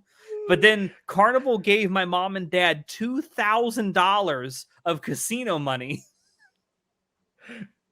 I'm just imagining John in 20 years going to their managers like, that doesn't make any sense on a platinum yet. Your system is fucking broken. I should be platinum ranked right now. Oh my god. Yeah, we should do an ACAD cruise. It would be fun. Bro, I'd love to. I just want to go on a cruise in general. And cruises are super expensive up here to go for like to only Alaska? Yeah, it's like a 5-day cruise or a 3-day cruise to Alaska. Mine was an 8-day cruise. Yeah, and it's like I would pay the exact same amount if I just fly down to Florida and take a fucking cruise there, and it'd be twice as long for the exact same price. I will say, to give people maybe a little bit of like context for how much I paid. So I got sort of the same deal. My room was paid for. I didn't have to pay anything besides port fees and taxes. Nice. And I also got $200 worth of onboard credit, which I then used to pay for most of the drink package that I got. So the drink package with Carnival is you pay a certain amount each day. I think is it 50? It's 50 something per person per day on the cruise ship, and that gives you unlimited soft drinks. So you can get as many soft drinks as you want, and it gets you 15 alcoholic beverages a day that you don't have to pay for. Nice. And it's per 24-hour period. It resets at 6 a.m. every morning. Here's a question. It's worth what's a good budget? Huh? For the cruise? For like, so for I like can tell you a peasant what like I me, spent. what would be a good budget for the for a peasant like Natai? Actually, I can tell you because this is the bill right here. Oh, there you go. So let's see, how much did I end up spending? So for reference, Natai, a cruise to Alaska up here, which is only like 3 or 5 days, I believe, it costs around $3,000 if you want like a nice room. Sheesh. And yeah, for like two That's people. like a grand per day. Yeah, so essentially. I want to point out that some of the stuff on here includes some charges I made in the casino to give them my money. Alex is I no lost- problem. I lost $500 in the casino. Shut up. Oh, buddy. Shut up. Buddy. Only 150 of that's actually on this bill that I charged to my room. But taking that out, and then you also have to add on the fact that I prepaid $130 for port fees and taxes. This entire 8-day cruise cost me $508.06. Wow, compared to what John's That is so talking cheap. about, that's nothing. Yeah. No, I haven't gone on a cruise before, so I don't have like returner rate stuff like Alex does. Yeah. But I looked up the prices for like, because through my work we get packages for vacation packages for like cruises. Mhm. So I compared the Nice. prices, and I was like, it would cost me just as much to fly me and Lacey down to Florida and do a 7-day cruise or a 10-day cruise down there as it would to do a 5-day cruise up here. That's ridiculous. Yeah, What the fuck? I'm like, if I'm going to pay the exact same price, I'm going to go on the 10-day cruise. Fuck that. Oh, there's also one last thing I wanted to point out that I didn't realize this, and this is apparently a new thing that's kind of started on cruises since they started like returning for COVID. Cruise ducks. Cruise ducks. What? Is It's this a like rubber duck. bathtub? Yeah, it's a rubber duck. Oh, it's a rubber duck. And Okay. apparently the idea is that people will go out and buy these little rubber ducks and hide them on the cruise ship, and people are supposed to find them. And like this one had a tag on it. It's got like who it's from and how you can contact them. Apparently it's from the Wright family in cute. Easley, South Carolina. But yeah, Don't dox this is yourself. like a new thing. Like I found like 4 of them throughout the cruise. Like I ended up giving a couple of them away. I found like just outside the Alchemy bar, someone had hid a graduation duck. Oh. It's like a duck that had like class of 2000 or 2023 on it. That's cute. My mom and dad found a duck that was covered in like stars. I don't know. It's kind of a cool little thing that people do. I don't know how this got started or why it got started, but Fast forward 30 years when we have the cruise ship duck murderer. Like, there's gonna be someone who starts murdering people from this because they found it and they contacted the family and pretended to be their friend and went over and murdered them and just kept doing this. There's I'm gonna be telling a you, video game it's gonna about end it up on a directed by fucking David podcast Cage. in 30 years. it's gonna be a now. movie at some point. Directed by David Cage. Oh God, no. Yeah, no, like even though we stream and we show like ourselves online to strangers and stuff, that's way different from giving out my like family name and email address. And it's like, do you know how much damage I can do with just your email address? A lot. I better cruise in the Star Wars cruise. Yeah. That Star got Wars shut had a down cruise? pretty quick, though, right? Huh? No, I thought it was a hotel. The, Was it an it actual was. cruise ship? No, it is a No. hotel. But I think there is also a Star Wars cruise. I know every year they do a Star Trek cruise. Wait, Oh. so I don't understand how so the Star Wars hotel was like booked. Isn't it booked out until it closes? I don't know. I I don't know know about it's that. not financially successful because they're fucking No, tearing they it shut it down. down. Yeah. I wonder how is it possible that it's booked literally to capacity every fucking day until it's closing? That it's not financially I just know stable. I know that when It's I crazy. saw how much it cost to stay there, I know why people weren't staying there. Yeah, like 10 grand Was it or like something for a super weekend. It's like $5,000 or something for a 3-night stay. Yeah, it's expensive. Fuck that.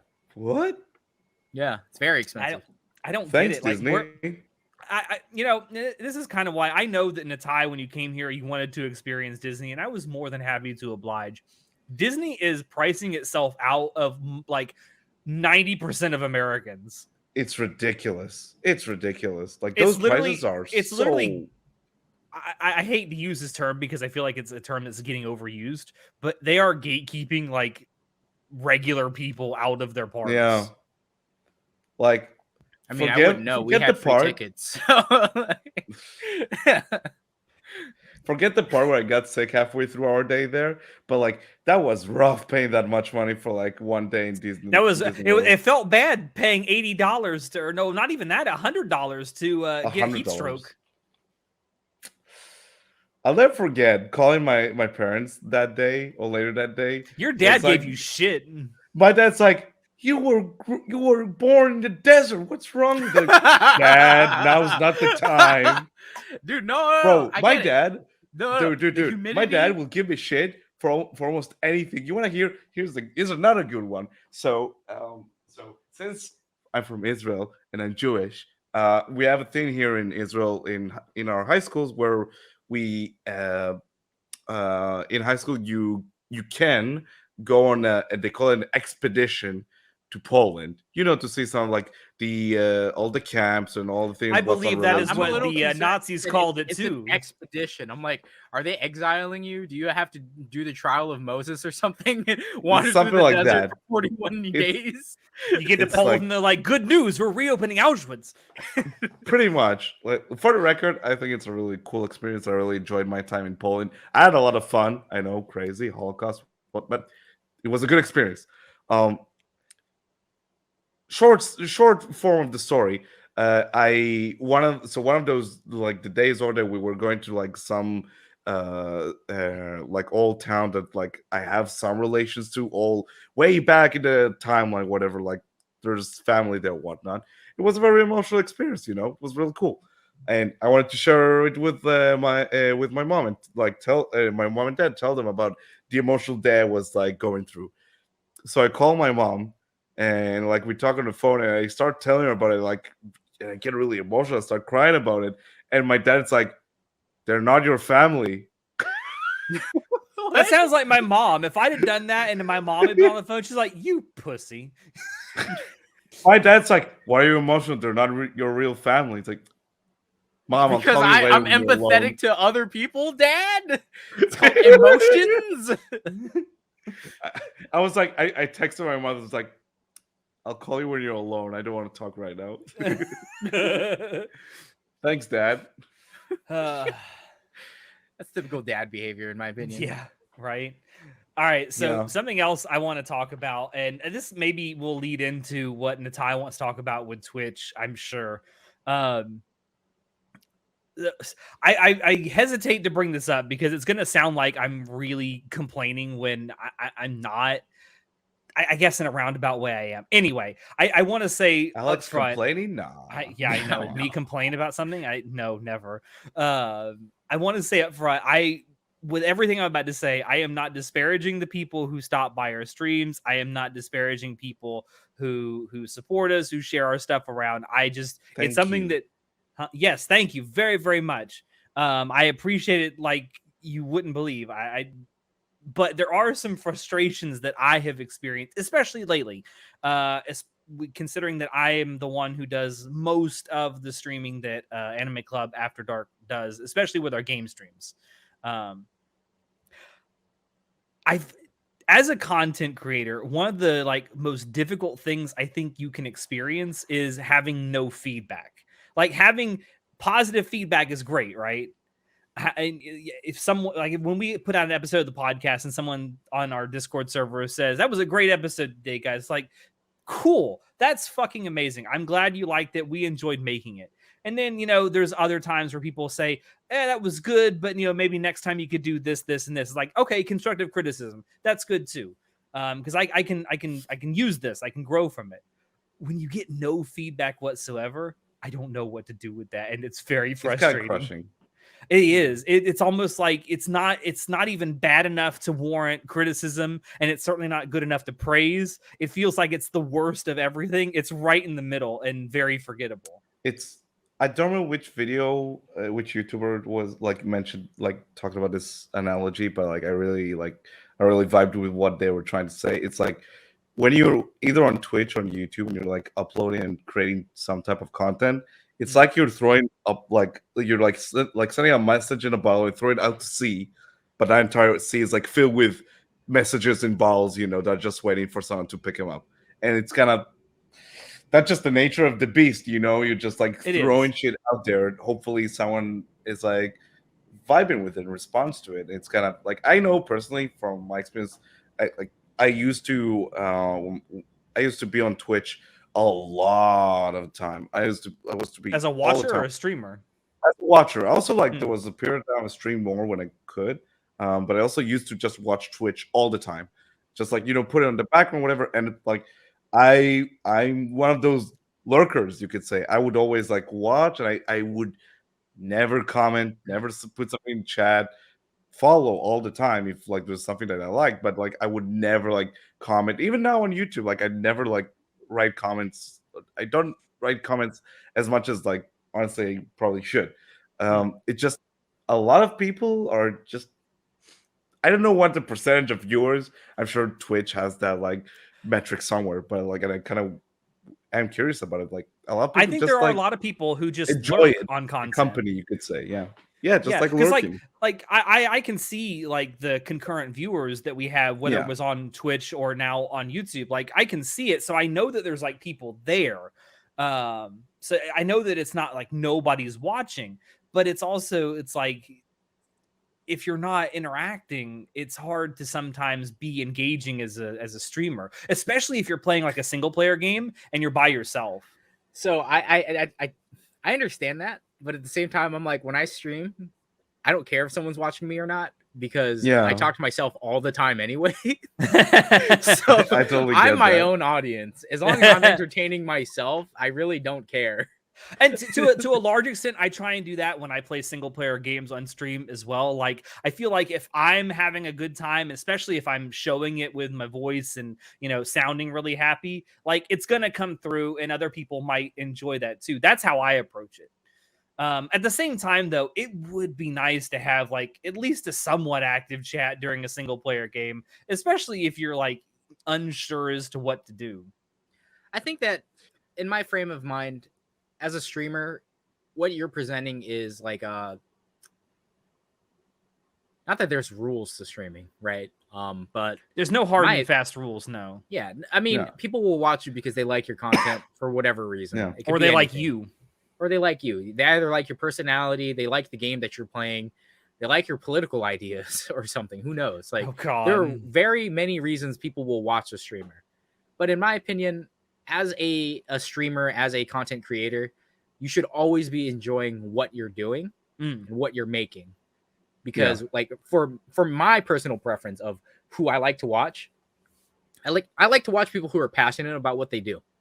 It does, and it could be anything. Like I was scrolling through YouTube Shorts, and like there's a bunch of Apex videos in there. There's videos about like how to repair stuff.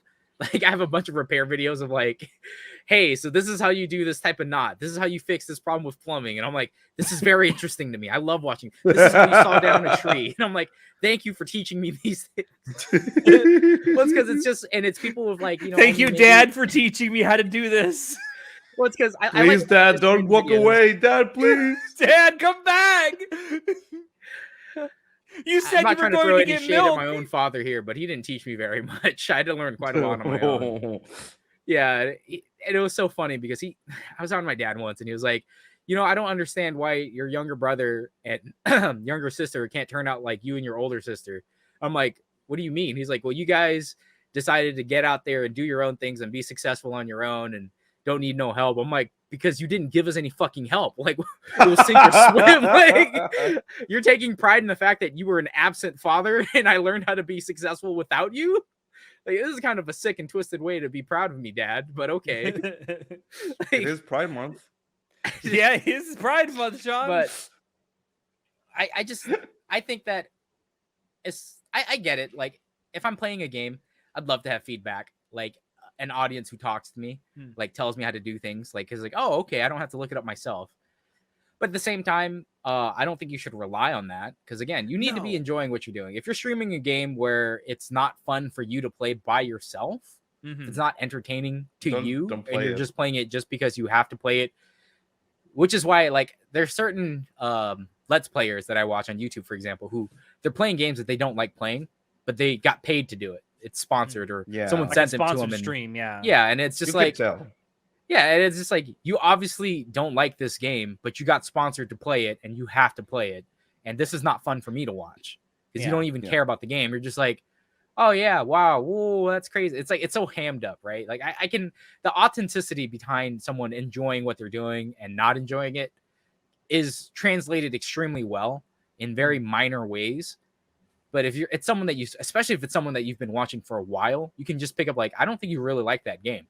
You're just playing it just because you have to. And that's why, like, I hate the idea of, like, playing a game that came out because everyone else is playing it. I don't want to play a game because everyone's playing it. I want to play it because I think it's fun.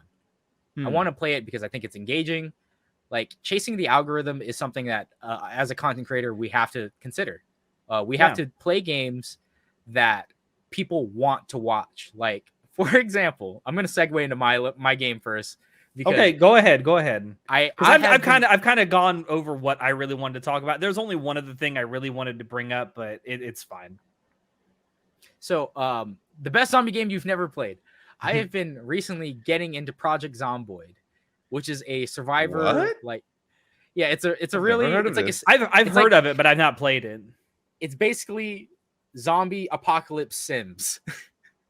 Essentially, it's a survivor. It's got that like isometric top-down view, right? Yeah, it's an isometric top-down, and the amount of love and care that Indie Stone, the developers of this game, put into this game for the last 10 years is amazing. Like, for example, in this fucking video game. Oh, it's not a new game? Yeah, it's not new. It's very old. It's been out for 10 years now or something. Over 10 years. It's been like in beta for a long time though, right? It's been constantly being updated, and it still gets constantly updated. It's like on build 41 or 42 right now, I believe. Oh, shit. But it's the best zombie game you've never played because it is so fucking realistic. You have to eat. You have to watch your weight intake. Do you have to piss and shit? No, but you do get sweaty, and if you get sweaty, you get damp, and you can get sick from that. So you have to wipe yourself down. You got to clean your clothes off. When you're eating, for example, there are some miscellaneous items in the game like forks and spoons and whatnot. If you decide to eat a food item, it'll just be your character eating it like with their hand. But if you have a fucking spoon in your inventory, your character will use the spoon to eat food. And it's like, did you need to put this in there? Absolutely not. Is it great that it's in there? Yes. Will 99% of people even notice it? No.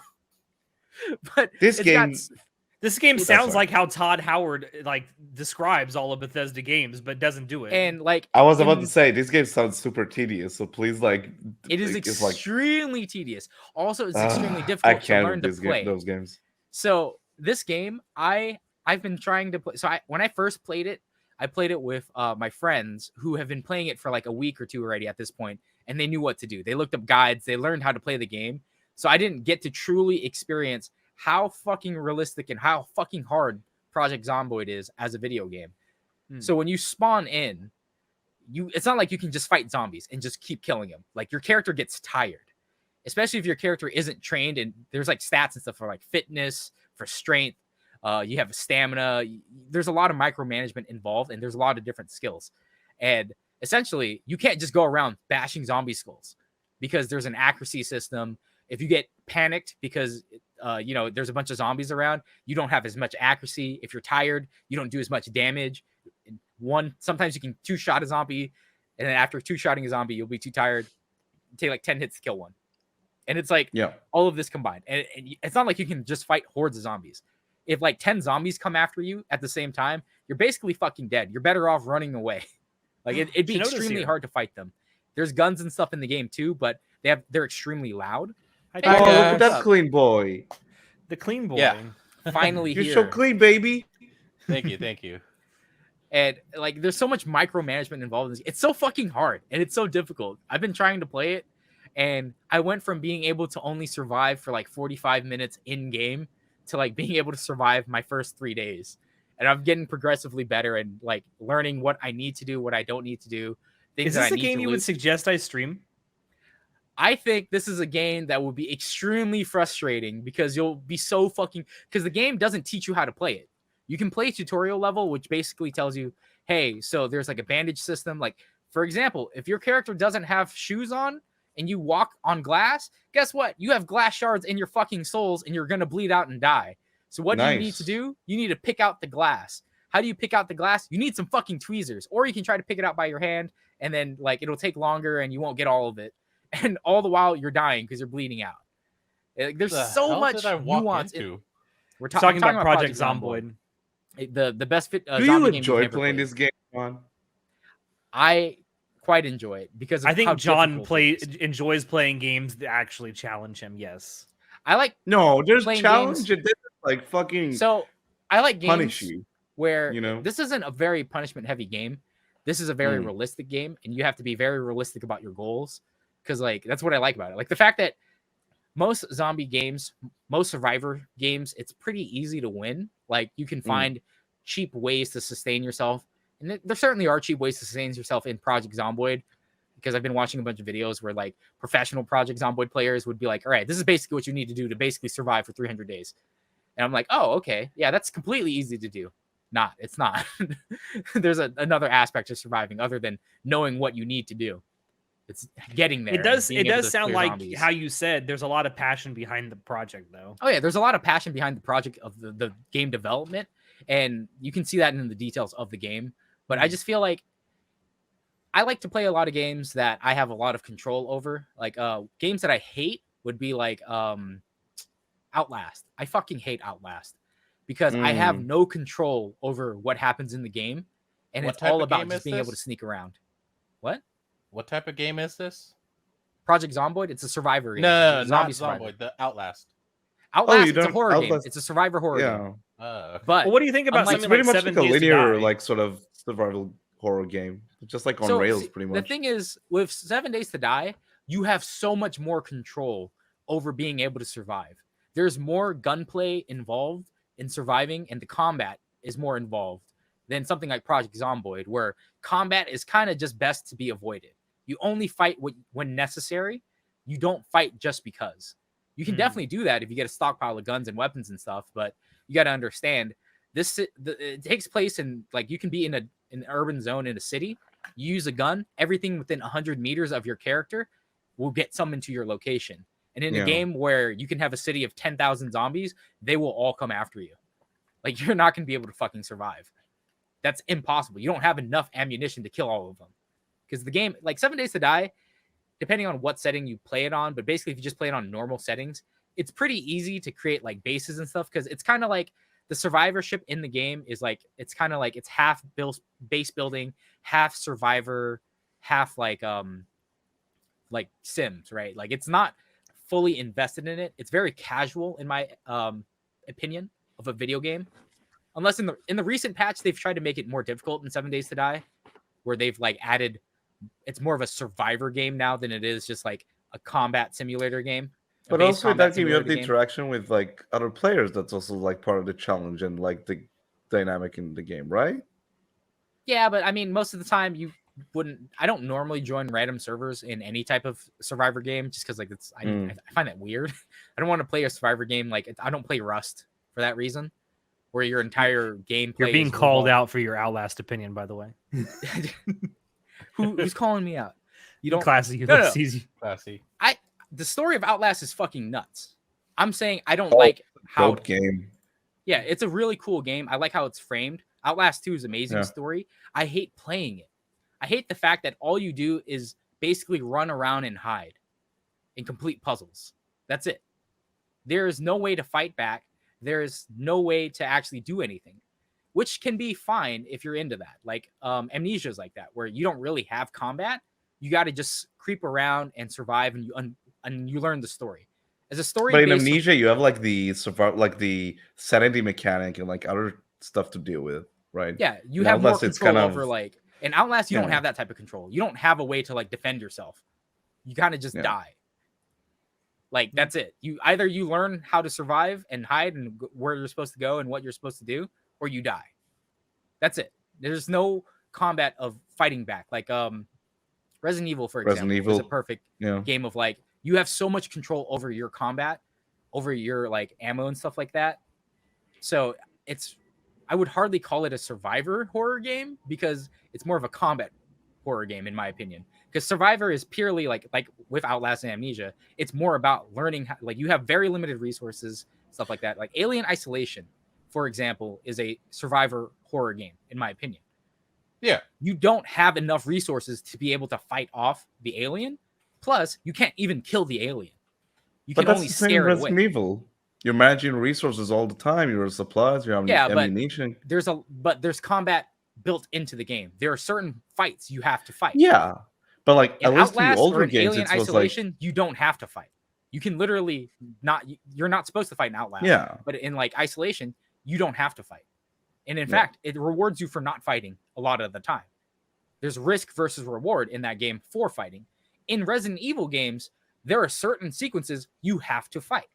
There are areas, but there's a lot of sequences you can like skip the fights in. Like like I love it in the older games. Like you see these really like good players that like actually like run around the zombies and manage to like go through entire sections. Yeah, but they have scripted fight events where you have to. Yeah, definitely. Yeah, just like in Dead Space. Dead Space is a survivor horror game because having a survivor element just means there are resources like HP and ammo that you need to balance. Right? Yeah. That's what makes it a survivor because it's not like you can just stockpile all of it and kill everything.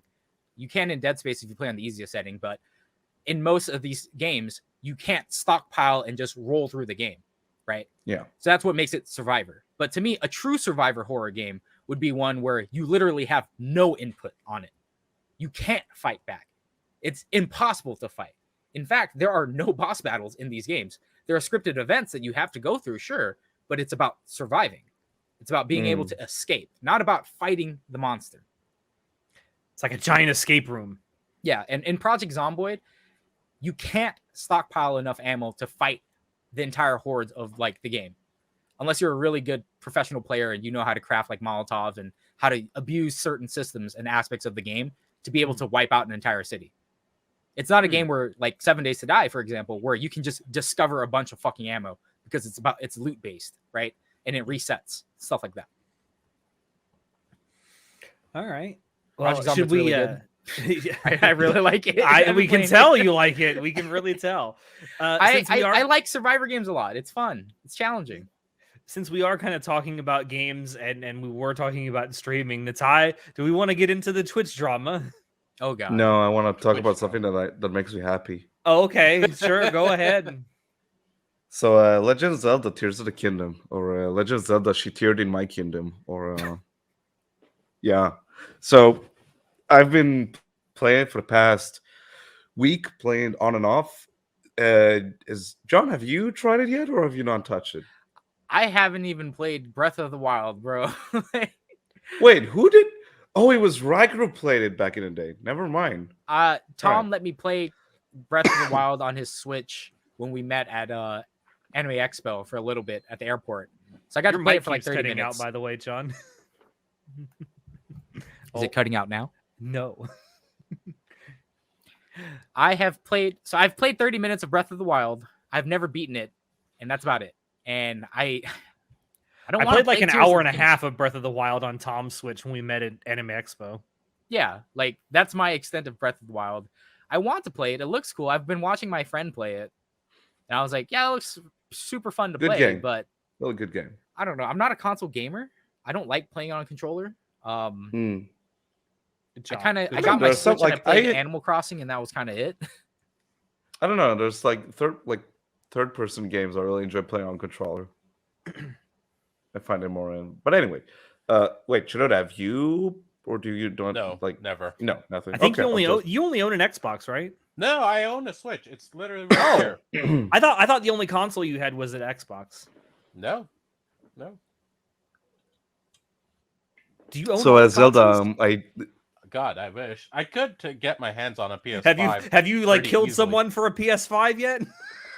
I don't need No, to you kill can them. get I it for a got reasonable price right connections. I now. don't need. Yeah, you can to get them kill now. It's been like what, now, 2 years? yeah. No, like 4 Get him, years, get- bro. It's been like 4 years. That was no 3 years. yes. Dude, No, 4 years. 2020. For Is the it- I think PS5, Am I it came out in 2020 2019, is bro. when the Yeah, PS5 yeah. dropped, wasn't it? I think it's 2019. 2020. I swear. 2019. Leslie, 2019. Holy Do the shit! check. Time is fleeting. What the fuck? Time has no meaning. what's the God date? damn! No, fuck you, John. It's 2020, November 19th, Oh, 2020. I knew it, you I son thought of it a was bitch! 2019. It I says here fucking release knew date it. worldwide, November 19th, 2020. Oh, okay. Because it was So it's been released in 3 the years. pandemic, and 2019 wasn't during the pandemic. Fuck you, John. Making you down myself. I'm looking at it right here. Gaslighting from Natai. Bro, I thought I was right. In my opinion, I was right. So I, Okay. That I speak moment so when John confidently is because wrong. I thought I Holy was shit, right. it happened, but They God hated him dang. because he spoke the truth. why are you Anyways. booing me? I'm right. Why are you booing me? I'm right. Natai, game. Oh yeah. So Legend of Zelda, I teared her kingdom. Man, I fucking love. Do you every now and then come around like get like play a game and you're like, fuck, this is why I love this shit so much because Yeah, like this yeah. game What, is doing it gaming for in me. general? Yeah. It's been a while. So just like with Breath of the Wild, so waiting for this game was very hard because I haven't seen any trailers, anything, nothing aside from the reveal of it. So I was walking in with like very high expectations, but still like trying to like be as blind as possible to what's all about. I heard that, John. So a good friend of mine described it really well. This game is not good for you if you have ADHD because it's just you're never gonna make any progress. Oh look, there's a gremlin. Anyway, so I've been playing for like Holy 17 hours or so, and only what happened, Shinoda? No, sorry. My friend just because I haven't seen the stream today, the Xbox stream. So Oh, yeah, that went on My today. yeah, my friend just like sent me the collector's edition or Constellation edition for Starfield. It's 300 buckaroos, but it looks cool as shit. 300 freedom bucks. Freedom Buckaroos. Sorry about that, Natai. I didn't realize I even reacted loud. No, Wow. it's all good. So I've been playing for the 17 hours or so. Only? And only now got to the first temple. And it's so much fun. Because it's like this game, it's one of those games where You like know, I thought, with the way you were talking about it, I thought you were gonna be like, yeah, no, it just came out and I put like 70 hours, not 17. no 17 because I can't like fucking like I couldn't. He's not a find gamer time. like you, John. I know, because I was like, man, let me tell you about a game. It just talk came about out it 3 days ago, and I got afterwards. 80 hours in it already. No, it's like it's I played 17 hours in like a few days and then just couldn't get back into it for like life. But I do want to.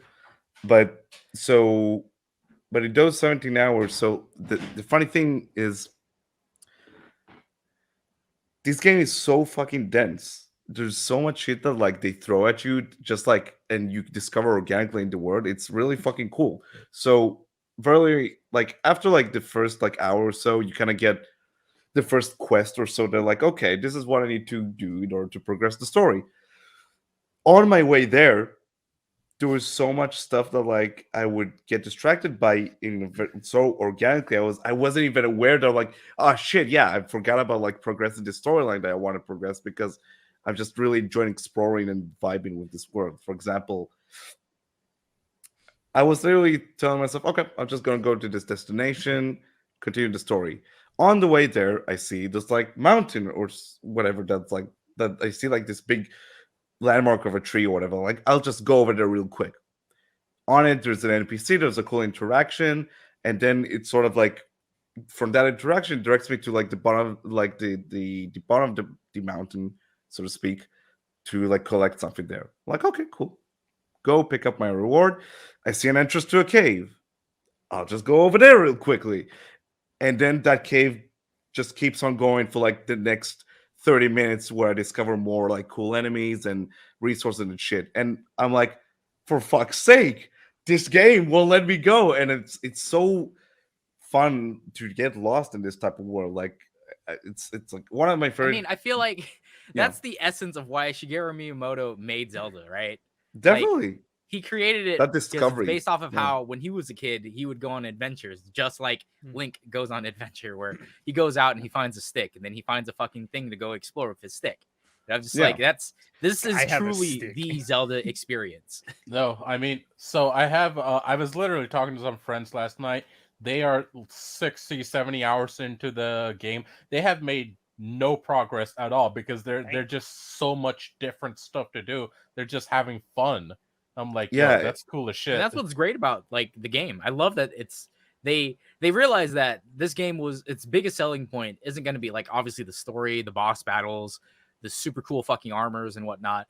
It's going to be literally, ooh, look, shiny. Ooh, look, shiny. Yeah. Like, but that's the cool thing. That's only half of the game because the other half is like, it's blowing my mind. They give you like a set of powers, and all of them, it's pretty much, here, have this nice toy, go wild with it. Literally, like, one of the powers, and get this in like the first like hour or so, and I can turn off the camera. I don't mind. Oh, we have a special guest. That's the love room right there, baby. Goddamn. So one of the powers they give you is literally like a power that lets you like go through like ceilings pretty much. And you're like, that seems kind of busted, right? They're not just gonna let me ceilings. Like, what do you mean go through ceilings? You go through surfaces. Okay. So literally, as I was in that cave and I was like done exploring it, I was like, they just wouldn't let me hold up. So I used that power. It takes me all the way to the top of the mountain. And they just give you these like toys that are like on paper like super busted. They just let you play in this sandbox they created. One of them is like this part that lets you literally like combine things together. To the extent of me, listen, I've seen a lot of crucifixions going on with that shit. Yes, I've seen freaking someone like there's like dragon bones or something, or like pterodactyl bones where someone turned into an AC-130. Yo, what? It's crazy. Yeah, like it has. Does it start blasting like Fortunate Son? No, it's amazing. No, Freebird, and it's obviously so cool how they let you just like play around with it, because like early on there was like this like I needed to reach like this mountain to get to a shrine or whatever, and it was covered in ice, so I couldn't climb it. And for 30 minutes I was like, I just couldn't figure out what the fuck to do. So I said, fuck it. I just went somewhere with a bunch with like I went to a nearby forest, chopped down some trees, combined all the logs together, laid it to the side of the mountain, just climbed all the way to the top. And then the game lets you do it. It's just so flexible with the toys. That's so fucking cool, though. Yeah, and I still remember it because it like stuck with me that it allowed me to have my stupid ideas actually work. A lot of what you're describing sounds like how Bethesda has designed games since Morrowind. It's like they realize that the stuff that's attached to like the main quest isn't the draw. It's all the random bullshit encounters that people remember. But in Bethesda, like a lot of the time, it feels like a different approach, because their approach is more about the like characters and people you meet across the world, and less the tangibility of the physical world itself, you know? Like in Zelda, it feels like they literally like every now and then will come across like these spots with like resources. They just let you like combine and create tools with them. All the videos of you see of the like crucifying these Koroks, and they're just laying around. You can use them, and it's great. I don't know. Something is just quite not right about that, Natai. All these crucifixions. You know me being a Jew and whatever. What? Come, biggest dickus. Freaking Monty Python. So with yeah, so the way that you were like, oh my god, it's so good. I'm like, oh man, he must be like me, where my wife decided to freaking play one of my very favorite games on her PlayStation. Which one? I was like, she started playing. So it was a series called, oh my god, what was it originally called? Was it Big Titty Harvest Milfs Moon. like 3 or something like that? No, not Big Titty Milfs 3.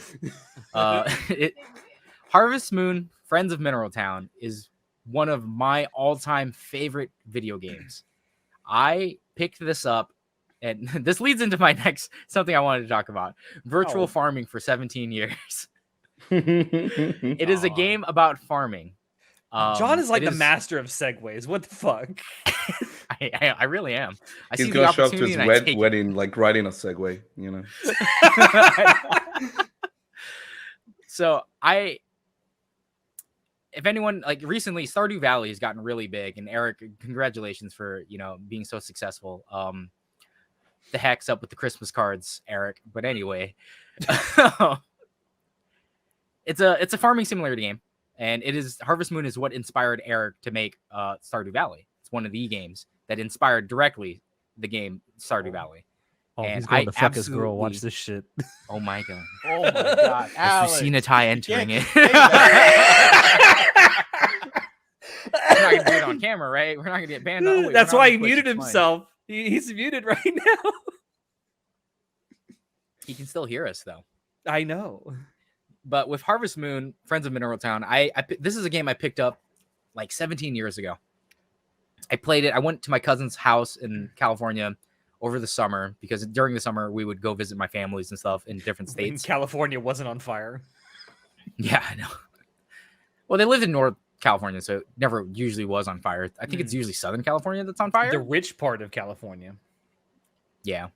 So I just absolutely fell in love with this Game Boy game called Harvest Moon. And I'm not saying I have a 17. Alex, I went to pee. Can I take a pee, you sick fuck? Stop putting me in your sexual fantasies, Alex. It's too late. He's writing the fanfic as we speak. You're the one who was telling me earlier what you do with those cosplays. Shut up, Mike. Oh Lord. Oh no. I'm learning too much about my co-host. I'm realizing. I just want to talk about virtual farming for 17 years. If I'm not back next week, so like you'll know why. Just saying.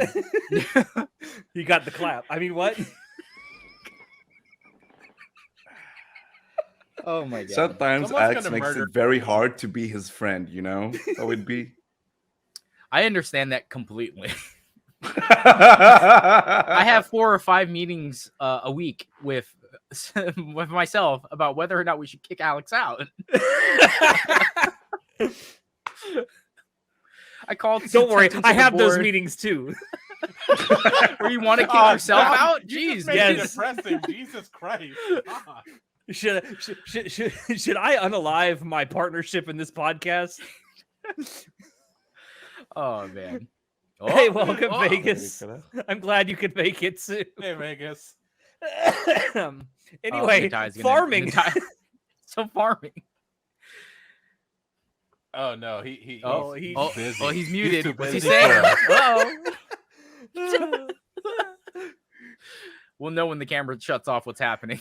All right. What are you doing under that blanket? 17 years of something. Yeah, so I've been playing this exact same game for 17 years because in the original Game Boy Advance game, there is an achievement for staying married for 50 years. And I am currently on year 17 on this Game Boy file. Jesus Christ. Can't you just fuck with the clock and age it up? I probably could. That's what you're doing in Metal Gear Solid 3. That's what you're doing in Metal Gear Solid 3. Sorry. But I have loved playing specifically Friends of Mineral Town since I was a teen, like a preteen, like a little kid. And my wife decided I'm going to play Story of Seasons So it was called Harvest Moon. It's called Story of Seasons now. Marvelous, the company that makes the game, lost the name Harvest Moon to Natsume because Natsume was trying to make them make a game, and publish it before it was done, and they're like, no, fuck you, we don't want that. So then Natsume was like, okay, fine, well, we own the IP, so we're gonna do it anyway. So Marvelous is like, okay, then we're not gonna make you your game. So they left. And that's why the recent Harvest Moon games are really fucking bad, because Natsume tried making their own and it sucks. So now it's rebranded as Story of Seasons. And Story of Seasons Friends of Mineral Town had a remake that came out a couple years ago, which I didn't know came out. Like, it has a remake. So Harvest Moon Friends of Mineral Town is a remake of an original, like, I think it's NES or Game Boy, original Game Boy game. It was called Harvest Moon something else. Back to Nature? I think, maybe? I don't remember. But basically, the Game Boy Advance one is the one that I played, which was a remake. And now they remade a remake. And it's updated graphics. There's 2 new characters. They've basically cut down all the bullshit from the original game. Other than you still have to stay married for like 50 years, I believe. Yeah, that sucks, staying married. Am I right? Yeah, I know. For 50 years, too. Jeez. But basically, she started playing this game. She's like, check out my new farming game. And I'm like, does that say Story of Seasons, Friends of Mineral Town? She's like, yeah. And I'm like, why would you play this in front of me? So, how dare you cheat on me, winch?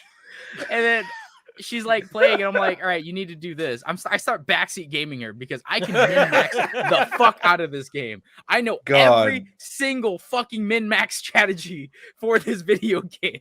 Because again, it is my favorite fucking video game. Remember when you backseated me through Dead Space for a bit? Bro, don't play my favorite games in front of me. I will backseat the fuck out of you. If you play Dead Space, you play Harvest Moon, Friends of Mineral Town, it's over. I know literally everything that happens. What you need to do, where you need to go, how much fucking ammunition you need. Don't do it. Said he looks at the game files. Yeah. So I start backseat gaming her. Like, we're just in bed and she's just playing. I'm like, all right, you need to do this. All right, you need to add this. All right, you need to save this. You need to plant this. You need to do this. So then she goes to work, and then I fucking start my own save file. At least, so she comes home and like, are you playing my save file? I'm like, no, I'm playing my own save file. And I was like, look how much money I have. She's like, what the fuck? Why do you have so much money? I was like, well, see, what you need to do is plant this, this, and this. And on this date, you're going to do the derby, and you're going to have to save scum so that way you can get a shit ton of money through gambling. And she's just like, what the fuck? I had such a racist joke. And then, no, it gets worse. Oh, no. So it's free on PlayStation Game Pass right now, or PlayStation Plus Gold, whatever it's called. Is it essential? Is it PlayStation? Yeah, I got on Game Pass. Okay, so it's on Game Pass, and it's like a $40 game. So after 2 days of playing it on her PlayStation, I just straight up bought the game for PC 2 weeks ago. And currently, right now, I have 2 weeks ago, I bought this game. I have 101 hours on it. God in damn the last it. 2 John. weeks, in the last 2 weeks, I have played 91 hours. How did you ever find time to get a wife? John is the only man I have seen how often you play games. I'm thinking, this man found time to date. He found time to get married. Code on having 30 hours a day of anything. I don't know how. Is it because you're Asian? How do you do it? Yes. You gotta min-max, baby. Min-max your time. Asians literally min-max life. What the They literally just 24 hours. I can make that into 30. Asians pop out of the womb, and it's like, how do I min-max this shit? So I have, and I still have the Game Boy Advance copy, and I'm still playing that concurrently while playing the new one. How do you play that much? How do you play all that? So like, for the how Game do you Boy have that one, much time to play? For the Game Boy Advance one, I only play study, like for and wife. No, the Game Boy Advance version, I only play maybe a couple weeks in an entire year, but I've been playing it every year for the last 17 years. So that's how. But I mean, a lot of it has to do with min-maxing my day. Like, you got 24 hours in a day. I sleep 6, 7, maybe sometimes 8 hours. I don't usually sleep that much anymore. Usually like 7 hours is good enough for me. Sometimes only 6. There have been a couple of times because you've missed recordings because of yeah. Sometimes I'll stay up for like days on end, and then I'll be like, all right, I need to spend an entire day sleeping. So very unhealthily. That's how. But Yes. a lot of it has to do with like, so let's say you got your 8 hours of sleep, right? I work pretty close to where I live, so I don't spend a lot of time traveling to where I work. And then you've got like basically your 16 hours, right? I work. Do you want to see my commute? My commute is right here. This is Must where be I work. freaking nice, bro. Wow. But I only work Show like off that 6.5 hours a privilege, day why because I don't work third shift, which is our graveyard shift, and we work 6.5, but we get paid for 8. Go unions. This is why you need to unionize. And so I only spend maybe 7 hours a day total on work related stuff. So then I've got like 9 hours to do whatever I want, right? If we take away like 2 hours for basic maintenance stuff of cleaning up, cooking, shit like that, then I've got 7 hours to do whatever a day. Shinoda, what are you doing? I literally like you ask me how I have so much time to do stuff. I literally do min-max my day. That's not a joke. I have it planned out right on, dude. Like to the fucking minute. I do something similar. Like I realize that there's 24 hours in a day. I know that these 7.5 of those are fucked off with sleeping, and then I gotta parse out the rest of my day. I chop it up into segments. I don't know. So much to do. Yeah. So when you think about it, it's a lot easier. Noodle definitely has a ring, bro. Oh yeah. Have you never seen her ring? We've seen it. All 4 of us have seen it. A giant I fucking rock haven't. on there. You have, Natai. I haven't seen a picture. He Yeah, sent you us a did. picture He of it. posted it. Oh my god. Jesus. Pull up the receipts. This man forgot. I'll look into it later. All right. Anyway. Yeah, so a lot of it's like you I did also send a do- picture. Never mind. I also do there's a lot of I stack a lot of things. Like when I watch videos or if I'm editing an episode, I'm doing something else as well. And I take advantage of downtime. Bro, I have min-maxed my entire life. You don't understand. You watch anime at work. I don't know how you can do that multitask. Because do I have too. certain downtime at work where it's like I'm not doing anything, so I can watch stuff. I can read stuff. I can read novels, read manga. When I'm rendering something, either for an assignment, I have time to read manga, watch an episode. I'll have podcast videos up. I'm literally, I am multitasking. I am min-maxing the fuck out of my life. That's how. And then even when you're not doing, when you actually have downtime, sometimes you're studying things or you're I'm always doing something. When I'm at work, I don't have that much like downtime to be like, okay, I'll watch anime during this downtime. You know, I mean, because someone it's someone's hard to, talking to plan me that. or like there's Yeah. something I need to do. Like I don't know. It also helps I that wish. John understands moon runes. Yeah. Learning to understand moon runes. Yeah, Not- yeah. There, yeah. I wouldn't say I'm fluent for sure. But I I kinda bet if you were, understand I bet if you were moon runes. dropped in like the middle of a Japanese city, you could get by.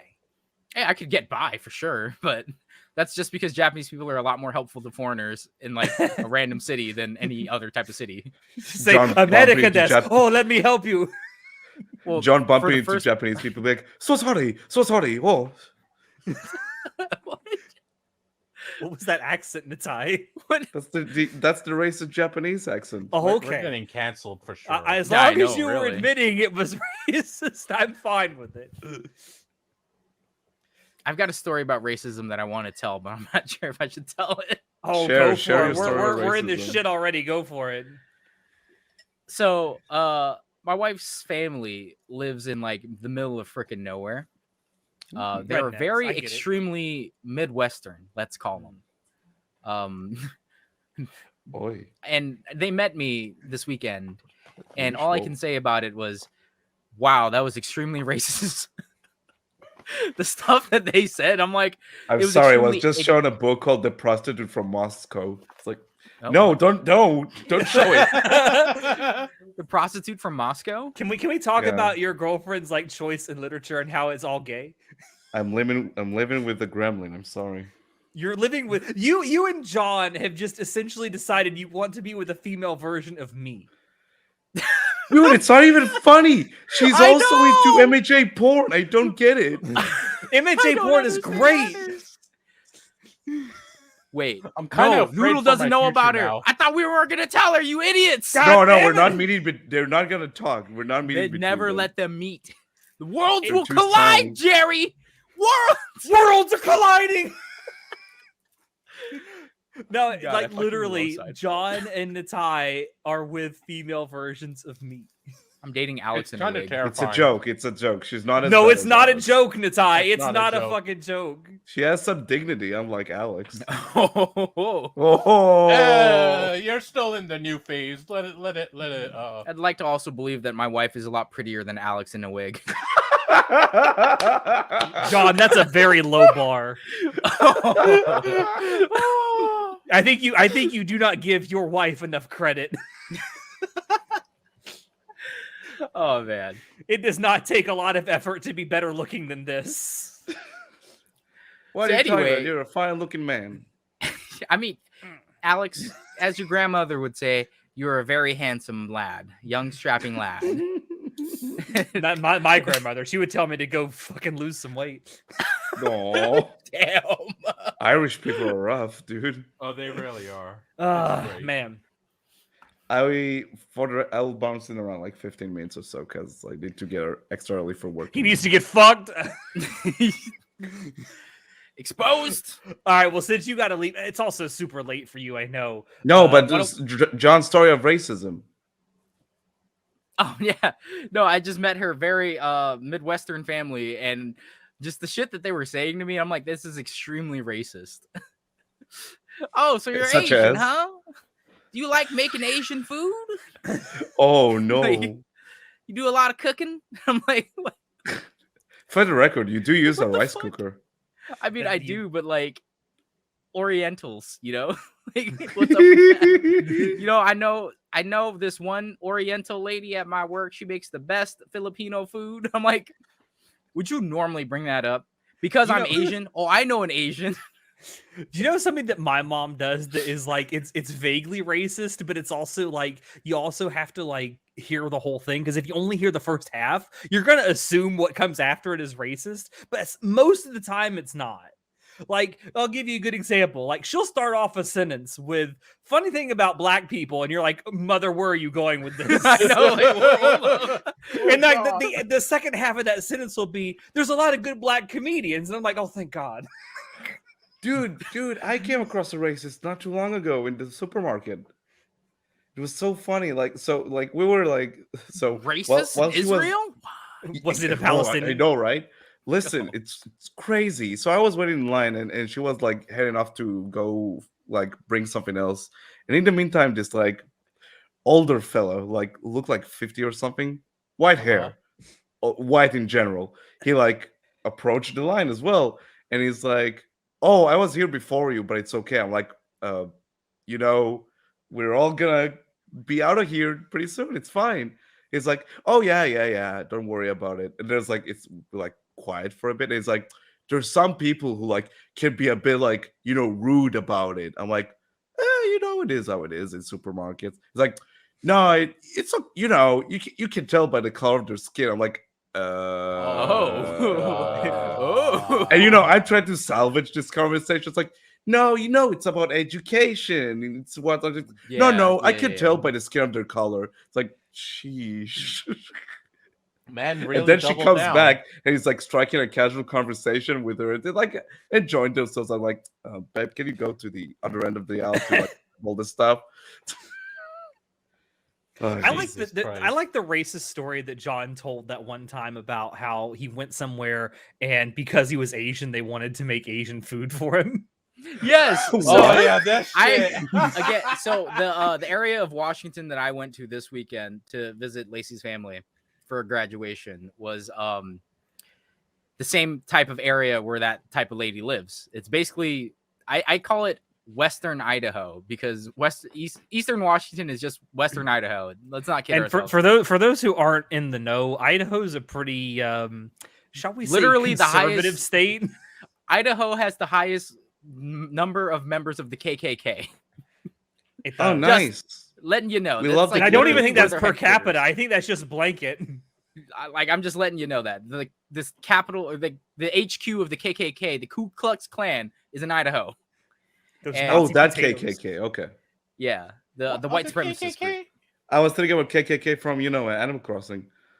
No, it's Oh my KK Slider. Get out of here. But so it literally where I was maybe, I believe where this family member that was talking to us is actually like 30 minutes away from that city that I was at. Where when I went to an Italian restaurant, the restaurant owner asked me if instead of eating some spaghetti that I was ordering, if I wanted some stir fry instead. Oh, like stir fry noodles. Stir fry noodles. She could whip something up real fast. But in defense of these people, they're very nice people. They don't mean to be racist. It's not malicious. It's definitely not malicious. If anything, it's just ignorance. Because like, hey, I know an Asian. That you're Asian, I know an Asian. Let me tell you about this Asian I know. It's like that old. It's like that old saying, like you shouldn't attribute to malice what you can far more easily attribute to ignorance or incompetence. That's what I love Americans. I mean, that's a You're good so saying, upfront actually. about your racism, but like in a good way, you know. It's like when people they say, don't think you're being racist. And again, like I said, I understand because of who I am. I do a lot of overanalyzing. They didn't mean to be racist. They wanted to. Like, obviously, this lady offering to cook me stir fry, she didn't do it so she could be like, hey, an Asian person ate my stir fry, so I'm a good Asian chef, right? She might bring that up to her book club later on that week. Who knows, right? No one will know. It's not coming from a bad place, necessarily. No, it's coming from a place of, well, you're Asian. You like Asian food. I can try to make you some Asian food. They're trying to be welcoming. They're actually trying to not be racist in a very ignorant way. And I'm like, I'm just a person, man. I'm not just Asian, you know. Like the look on her face when I was like, yeah, no, I work with tools. I'm a mechanic guy. She's like, oh, and I'm like, what? I was like, I really want to say, what? You thought I worked in IT? Like I was a math professor. You thought I was an engineer, not a mechanic? Like, oh. So I mean, I'm going into computer. I am going into software stuff, but that's unrelated. Yeah. That's completely unrelated. No, you're living up to the stereotype. I do like that story. Just the look of shock of like, oh, he actually knows how to work on. He's a mechanic. He's a blue collar worker. Oh wow. I'm like, did you not think that because I'm from the city, or is it because I'm Asian? I like this story though because I mean clearly that the woman that said that to you didn't have like actual hate in her heart. No. She was trying to be welcoming. She really was trying to be welcoming. Trying to be hospitable and welcoming. Yeah. Yeah. Which is a trait of small town people. However, it's done through ignorance, and again, it's a very weird thing to do. Just like the whole asking like, oh, what kind of Asian are you? I'm like, people don't ask you what kind of Asian you are because they're interested in what type of Asian you are. They ask because if you're not Chinese, Japanese, or Korean, they want to know so they can collect it as kind of like a card to be like, hey, I know a X race of person.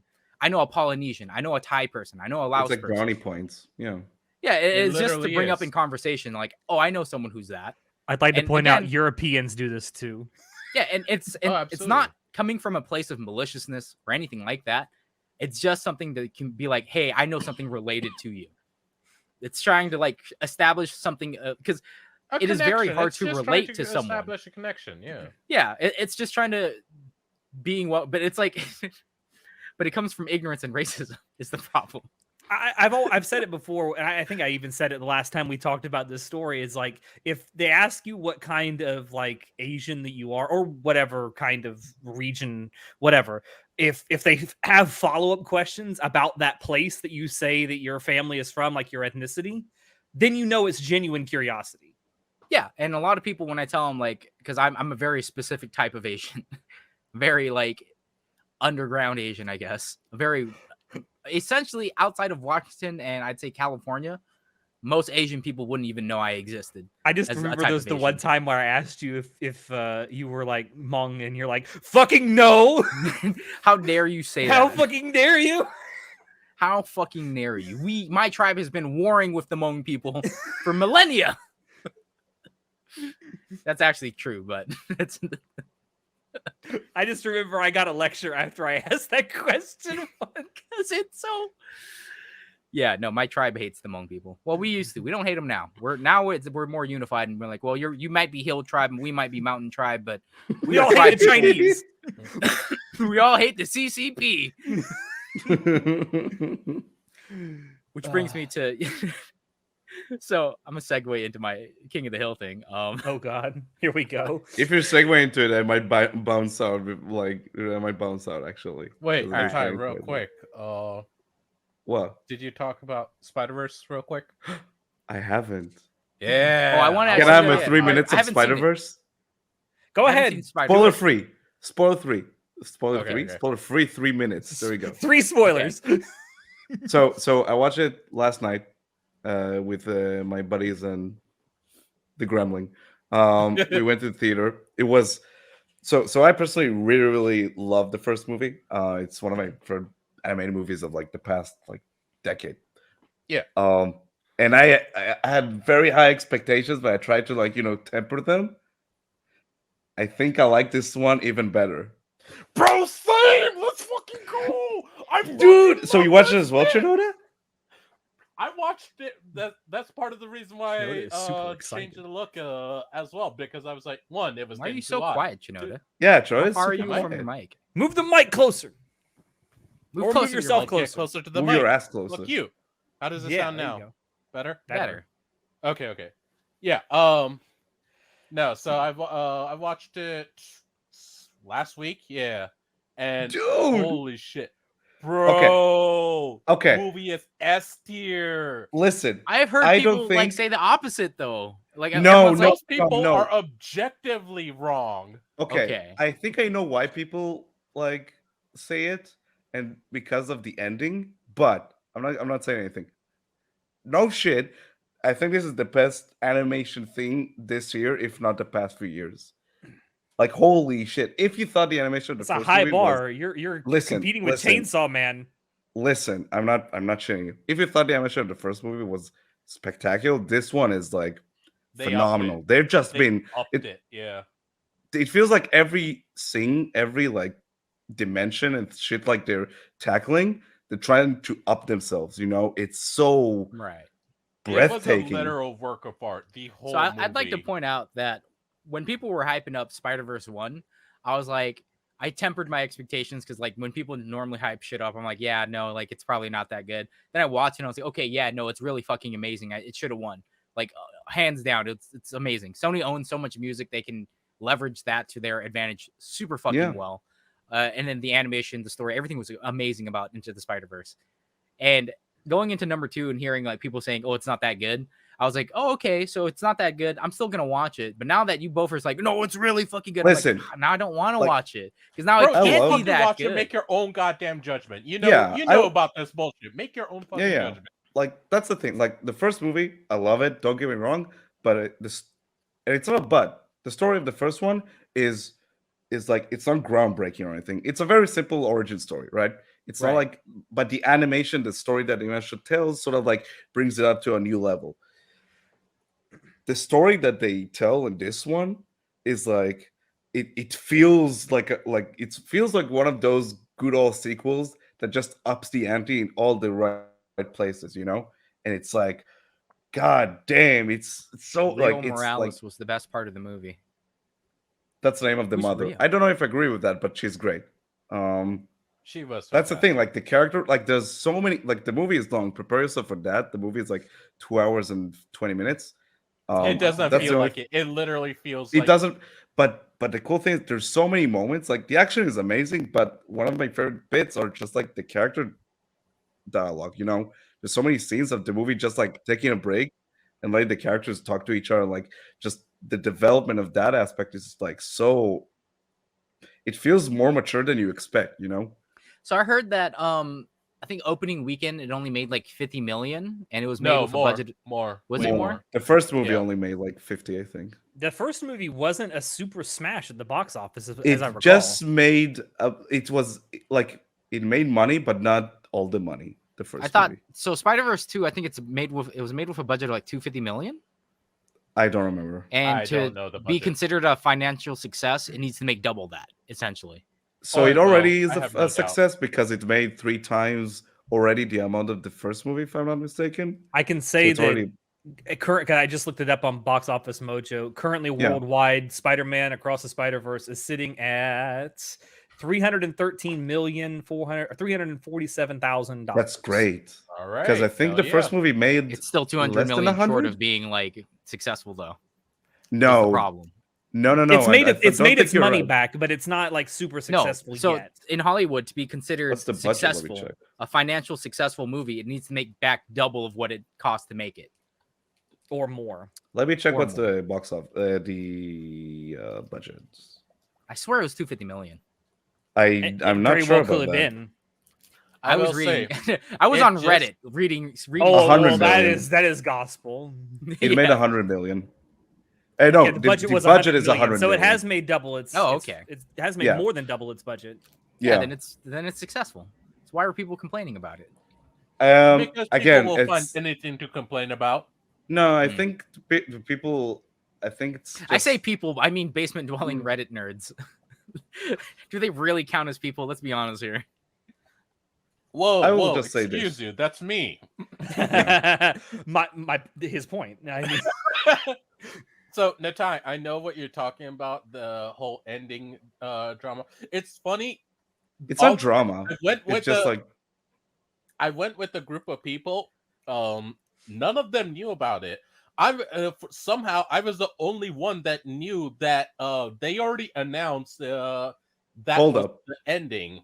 I'm So- not saying anything. yeah. I'm That's the being crazy vague thing. about it, but they announced it. It was very low key, but I managed to, because again, I'm a basement dwelling Redditor, so I saw it like a long time ago, so I wasn't surprised. Dude, I'm the same as you. I was the only one in my friend group who knew of it. Okay, so you literally do. the Hey, first high five, dude. Literally, the first trailer they mention it. I was like, and then they scrap it from the other trailers. I think Which was interesting. like, you know how people are. They have short term memory, so like they completely forgot about it, or they didn't even know about I'll it. just say this: I think this is on the same level of the first movie, if not even better. Like, It's better. It's better. And animation wise, it's leagues above. And like, again, even if you're not that interested in superhero movies, if you appreciate animation, I think this is like, please go watch it. It's like, it's a treat for the eyes. It's so And the like, music, oh my god, bro! Oh. I was vibing the Wow. whole fucking Sony. time. I was like, "Yo, bro, I Sony can got moan that about music this movie all library. day long. Like, no, goddamn. Sony really did use it, and I'm so happy they did because it paid off in dividends." I Good enjoyed the movie. movie, but I'm not a fan of that animation. It really hurt my eyes. Wow, that's a That is very scathing unfortunate. criticism, That's a I guess. take. But that's Like- kind of a subjective thing. Yeah, like the thing is that the first movie was like, it's crazy to see how it like influenced a lot of things because, like, literally, what I haven't seen it, but like I heard like the new Puss in Boots movie that came out not too long ago was like really, was really fantastic. creative. It was and solid, and, I got to extremely see good. that on the cruise. and it seemed like it took a lot of cues from Spider-Verse, which is really fucking cool. You know, like that animation looks spectacular. you There know? was a It really was. good shot in that Puss in Boots movie that I was watching where it's like the camera pans around like in a circle, and Right. you think that it's supposed to be like 3D animation, which it may very well be. It looked hand drawn, which was impressive as hell. Dude, Like, in that whole this movie, new one, every aspect of it was impressive. dude, in this new one, the moments of like 2D animation that just really reminded me of like some shit from anime. Like, there's this like, it's not a spoiler. Like, I will be as vague as possible. I think Chanel will know what I'm talking about. Near the end of the movie, there's like a certain character that's like the way they're portrayed, how like reality around them is like sort of like distorted. That shit's like lifted straight out of an anime. It looks so cool. It's like, I honestly want to go watch it again just to see all the little things that like they put in the background that add so much life and character to it. Natai, I'll put it like this: like, not even halfway through the movie, I already knew, oh, this was a Blu-ray cop. Like, Easy. yeah, All no, right, easy. if I watch Easy. it and it does not meet my expectations of this bar that you guys keep setting, I'm gonna shit talk your opinions forever. It's not as John, fucking you already common shit price, talk our but man, opinions it's all the close. time anyway. Go fuck I was gonna yourself. say, like, how is that any different than all the other times? That's a good point. I don't shit talk Natai's opinions. I think Natai has a pretty good Oh, taste. fuck that. Sure, That's John, right. That's right. Me and John have the sure. same taste in a lot of things, and I appreciate it. Every time we Yes, talk we about are waifus, talking it's like, about oh yeah, Spider-Verse. yeah. Wait, yeah, I that's want to my listen. five. I want to know what you know about. What do you want to say about Guardians 3? Because I watched Guardians 3 as well.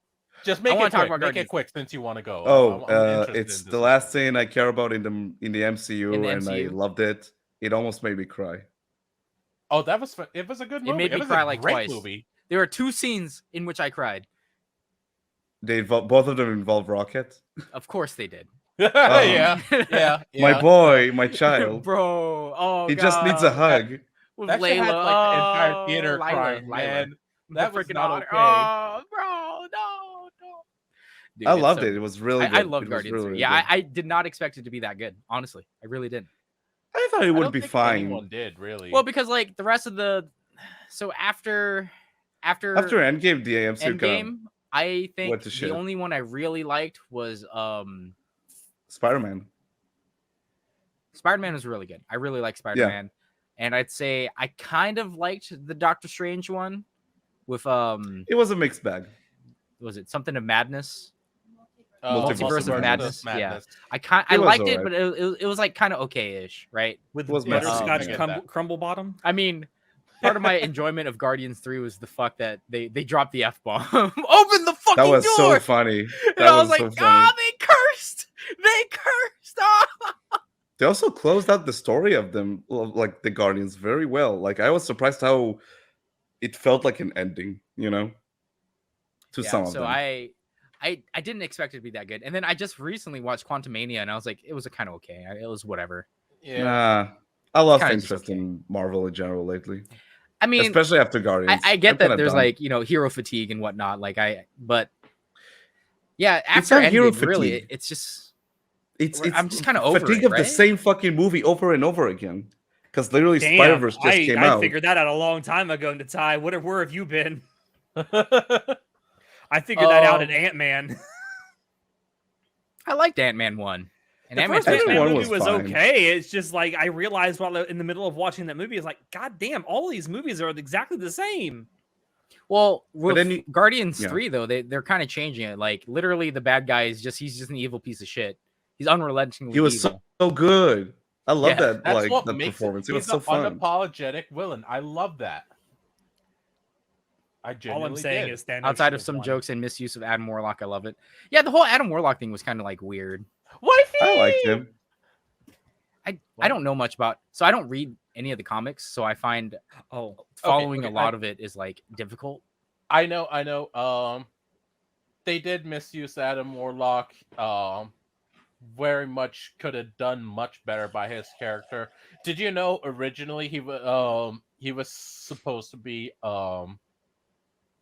basically a egg / cocoon / mummified under Thanos's throne on that weird space But rock that's the whole thing? point, though. He was just born. That's why it was kind of No, but dumb. like that's an MCU thing, like not a comic thing. Yeah, so like they very much changed a lot of him and a lot about his character, even like where he came from, what he really is. They made it very different. Wasn't like a how we huge kind of- fan of it. I wish they just made it a new character instead of slapping the Adam Warlock title on him. But I'm like, all right, whatever, sure. I like Well, that like a lot actor of the that other they reason I chose. don't want to It was watch really the rest fun. of the MCU stuff is like, for example, I don't really care about Star-Lord, so Star-Lord's next movie, I don't care. I follow the Guardians because of the cast of Guardians, and without the rest of them, I don't really care about, like, I don't care about Peter Quill, right? Like, who cares about Star-Lord, in my opinion? I liked him in the movies. I thought he was entertaining as a character. I like the Guardians as a team. I Yeah, don't like same. like I can't. If I were to single out one character that I wanted to watch more of, it would have been Rocket Raccoon. Yeah. But like, know who was we got it. It surprisingly, was like, Guardians really- 3. So I was like, You know who was like surprisingly like the MVP of like the movie for me? Like I thought Nebula was really, really good in this movie. Oh yeah, me too. She was fantastic. Nebula was, Yeah, I mean, I love the whole the how what they did with Gamora. I loved it. I love that it didn't Same. like backtrack, and I was like, thank fuck it didn't do it. That's They what I didn't like about sugarcoat it, Guardians. yeah. It didn't Mhm. go the typical route of like most of the superhero films.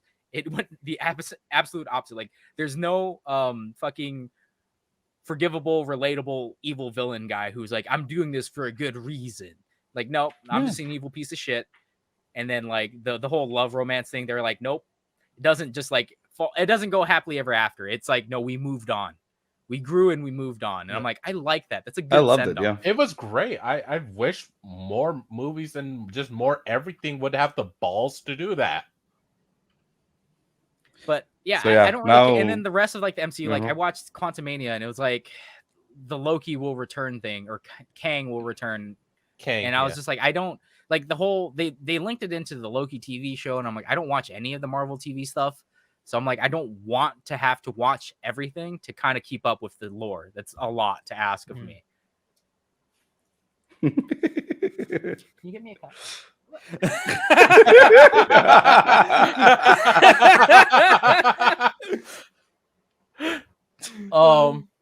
Please ignore the help. Ignore the help. Please Kang ignore is the help. very much a big bad.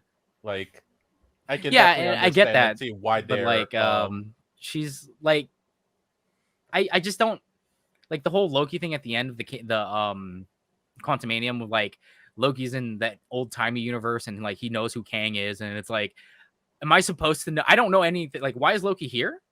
Why does he know who Kang is? Why is Kang scary? I don't know any of this. Who gives a shit, man? Wait, did you not watch the Loki show? No, I don't watch any of the TV shows. Oh, Agents of S.H.I.E.L.D., Jessica Jones, all that. You specifically need to have watched it to understand. Yeah, and that's what I mean. Like, if they're gonna go, if phase phase 4? Is that what this is, or phase whatever? I don't phase even remember. 32. I don't fucking know. Whatever fucking phase Now it's MCU is at now. Yeah. The fact that they're like, oh, we're gonna interweave all the TV shows into our movies now. I'm like, that's asking too much. It was already asking too much for me to watch every freaking movie. They're on phase 5. Okay.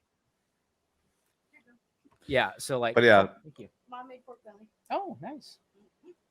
I got. Yeah, but definitely with you that like after this one, I'm content. I'm done. I don't feel the need to keep up with this. Because okay. It was a lot to ask for me already to watch every single MCU movie in order that it released every fucking year to keep up with like the lore like of what's 3 happening. or 4 It years. is a lot. Crazy. Yeah. And Alex, how now about that they're you? Where are they're you like at? cranking out 2-3 movies a fucking year now? Alex It's dipped like, out this is- 10 years ago. I told you I dipped out at Ant-Man. Oh, right. I haven't seen a single superhero movie, period, Marvel or otherwise, since Ant-Man came out. Go watch Spider-Verse, Alex. It's good. Okay, sure. I'll get right on that, Natai.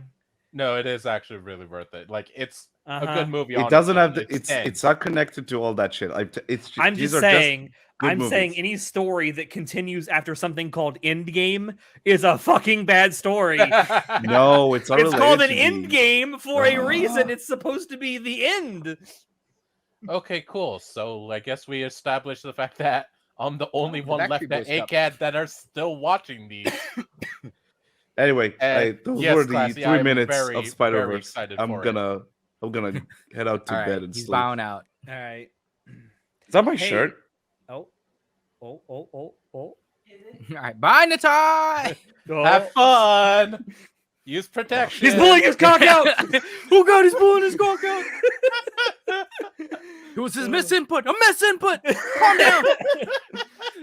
Hey, Chinoda, how's the smog? Oh yeah, that shit had me coughing, thirsty as hell. Get closer to That your was mic, not Chinoda. fun. What? Yeah, get Put the closer to mic your in your mic. mouth. Fine. Put the Hold mic on. in. Don't put Actually, it in your mouth, Give me please. a second. Let me check in the settings. Like, Just put it in. Yeah, no. Oh, It's the right one. I don't know why it's being funky. because you're like 50 miles away from your mic. It's literally right here. You're not But speaking you're not talking into the mic. Bro. Into You're the speaking- mic. Speaking to the side of the mic. It's like you're talking like this. Oh, baby, how'd this do? Way better, actually. That actually is, yeah. God fucking damn it. Okay, fine. That's I'll right. have to do this now. He's got that radio voice going on. Hey, baby. Wait, do I actually? A little bit. Oh, fuck. Anyway, tell us about the smog. Yeah, so... Oh yeah, so I gotta say, Damn Canadians, this is why we can't trust them. experiencing a bit of Schadenfreude because normally California or Canada is on fire on the West Coast, and we have to fucking suffer. Or even Eastern Washington's on fire and we have to suffer through the smog over here in Western Washington. So the fact that this is happening to the East Coast, I'm like, fucking, how do you like it? How do you like endless smog in the fucking summer, bro? I'm glad it's not happening to me for once. Were you rubbing your nipples getting off on our suffering? Rubbing his nipples with glee. Listen, the origin story of how me and Noodle like started living together is because the state was on fire and literally she had to evacuate from her side of the state and she just started living with me. So she moved in and she never moved out. Yeah. Thing is, like, literally the fucking pictures out of New York City, it looks like Blade Runner 2049. I swear to God. It really did. So not just that, I actually have pictures from my friends that live in New York City and they look so goddamn cool. Like, it legitimately looks cyberpunk as fuck. I think the people who live there would not describe it as cool. Yeah, oh no, they suffered. A lot of people suffered. Don't get me wrong, but it looked aesthetically cool as shit. Like, aesthetically, I'm glad that they're dying, and lung cancer is aesthetic as fuck, bro. It really is, though. Although I will say we have gotten ourselves a nice little preview of what New York City will look like when the bombs finally fall. Oh no. I mean, it's a preview of what literally the world's gonna look like in about 50 years. 50 years. Yeah, you're giving it it's fine. 50 years, we'll be old enough that we won't even care. 50 we'll be jacked into the fucking multiverse or whatever. We'll be into the internet. We will be Doctor Strange in the multiverse of madness. We'll be watching the movie through VR the whole time. Through those Apple goggles. So, like, we didn't get it as bad as New York City, thankfully. No, Edith was telling me it was pretty bad though in Virginia. It was like, no, I'm just saying in comparison to New York City, like, it was still bad. Like, the air quality was definitely shit. You literally could see the difference of the air from like outside versus inside. The glowing sea is real. Yeah, the glowing sea is real. It's called New York City right now. It was really weird. You actually had to be masked up. I have several friends that have asthma. They like did not fuck around. They like went all out in terms of protection because that was no joke. I don't blame them. Yeah. So not the most fun time. Even the animals started acting a little bit wonky, so that was hella weird. God damn! Turn the smoke machine off. Fuck. I saw I think it was a TikTok, maybe it was a YouTube short, but some dude was wearing the N95 mask. He was like, "Y'all really out here raw dogging this air? Y'all about to get eczema or what's it the fuck is it called? Eczema. Mesothelioma." Mesothelioma. And I'm just like, dang, that's true though. He's like, I know y'all got masks. COVID just got done over. I know y'all still got those N95 masks. It's funny. NPR was just talking about it. Actually, they were like, everyone still has their masks in their closets or something. I have a fucking box of them back there. Yeah, I have a shit ton of that white R95 box right and there, 95. That is what it is. It's in 95 masks. Yep. So yeah, welcome to the typical Western Coast experience of summer. Yeah, literally everything's on fire. For a whole month, you won't see the sun. I mean, I would appreciate not seeing the sun, but like not being able to breathe fully was not fun. I mean, the first couple days when it's not too bad, it smells like someone's having a barbecue. Like we're having a fire, the earth bonfire, is having a fucking it's barbecue, cool, right? It's like, oh, I love the smell of bonfire. And then at day 4, you're like, okay, now it's like smells like my house is just on fire all the time. Is there any way that we as Americans can like sue Canada for this? I'm looking for damages. Oh my god, Alex! I'm at the point where I'm like fucking George talking to reparations. Good fucking yeah, I don't Lord. think. I don't think we want to open that can of worms because then the whole entire world will start suing Americans for a bunch of other fucked up shit. Yeah. Hell, I do blame Canada California for this. alone. I mean, I blame Canada for a lot of things. Tim Hortons becoming ass is one of them. I can't believe I never got to experience Tim Hortons before it turned into McDonald's. That is a shame. It is a shame. It really is. Anyways, that was the smog. thankfully we're done with it. Like, yeah, it hopefully, does seem like it's You don't have to suffer clearing for an out. entire month. Did they Nope. control the forest fires already? No, so No, what no, happened no. is the reason it went so far south is because it was picked up by winds aloft and taken south. Oh, okay. And it's taken it out to the ocean now.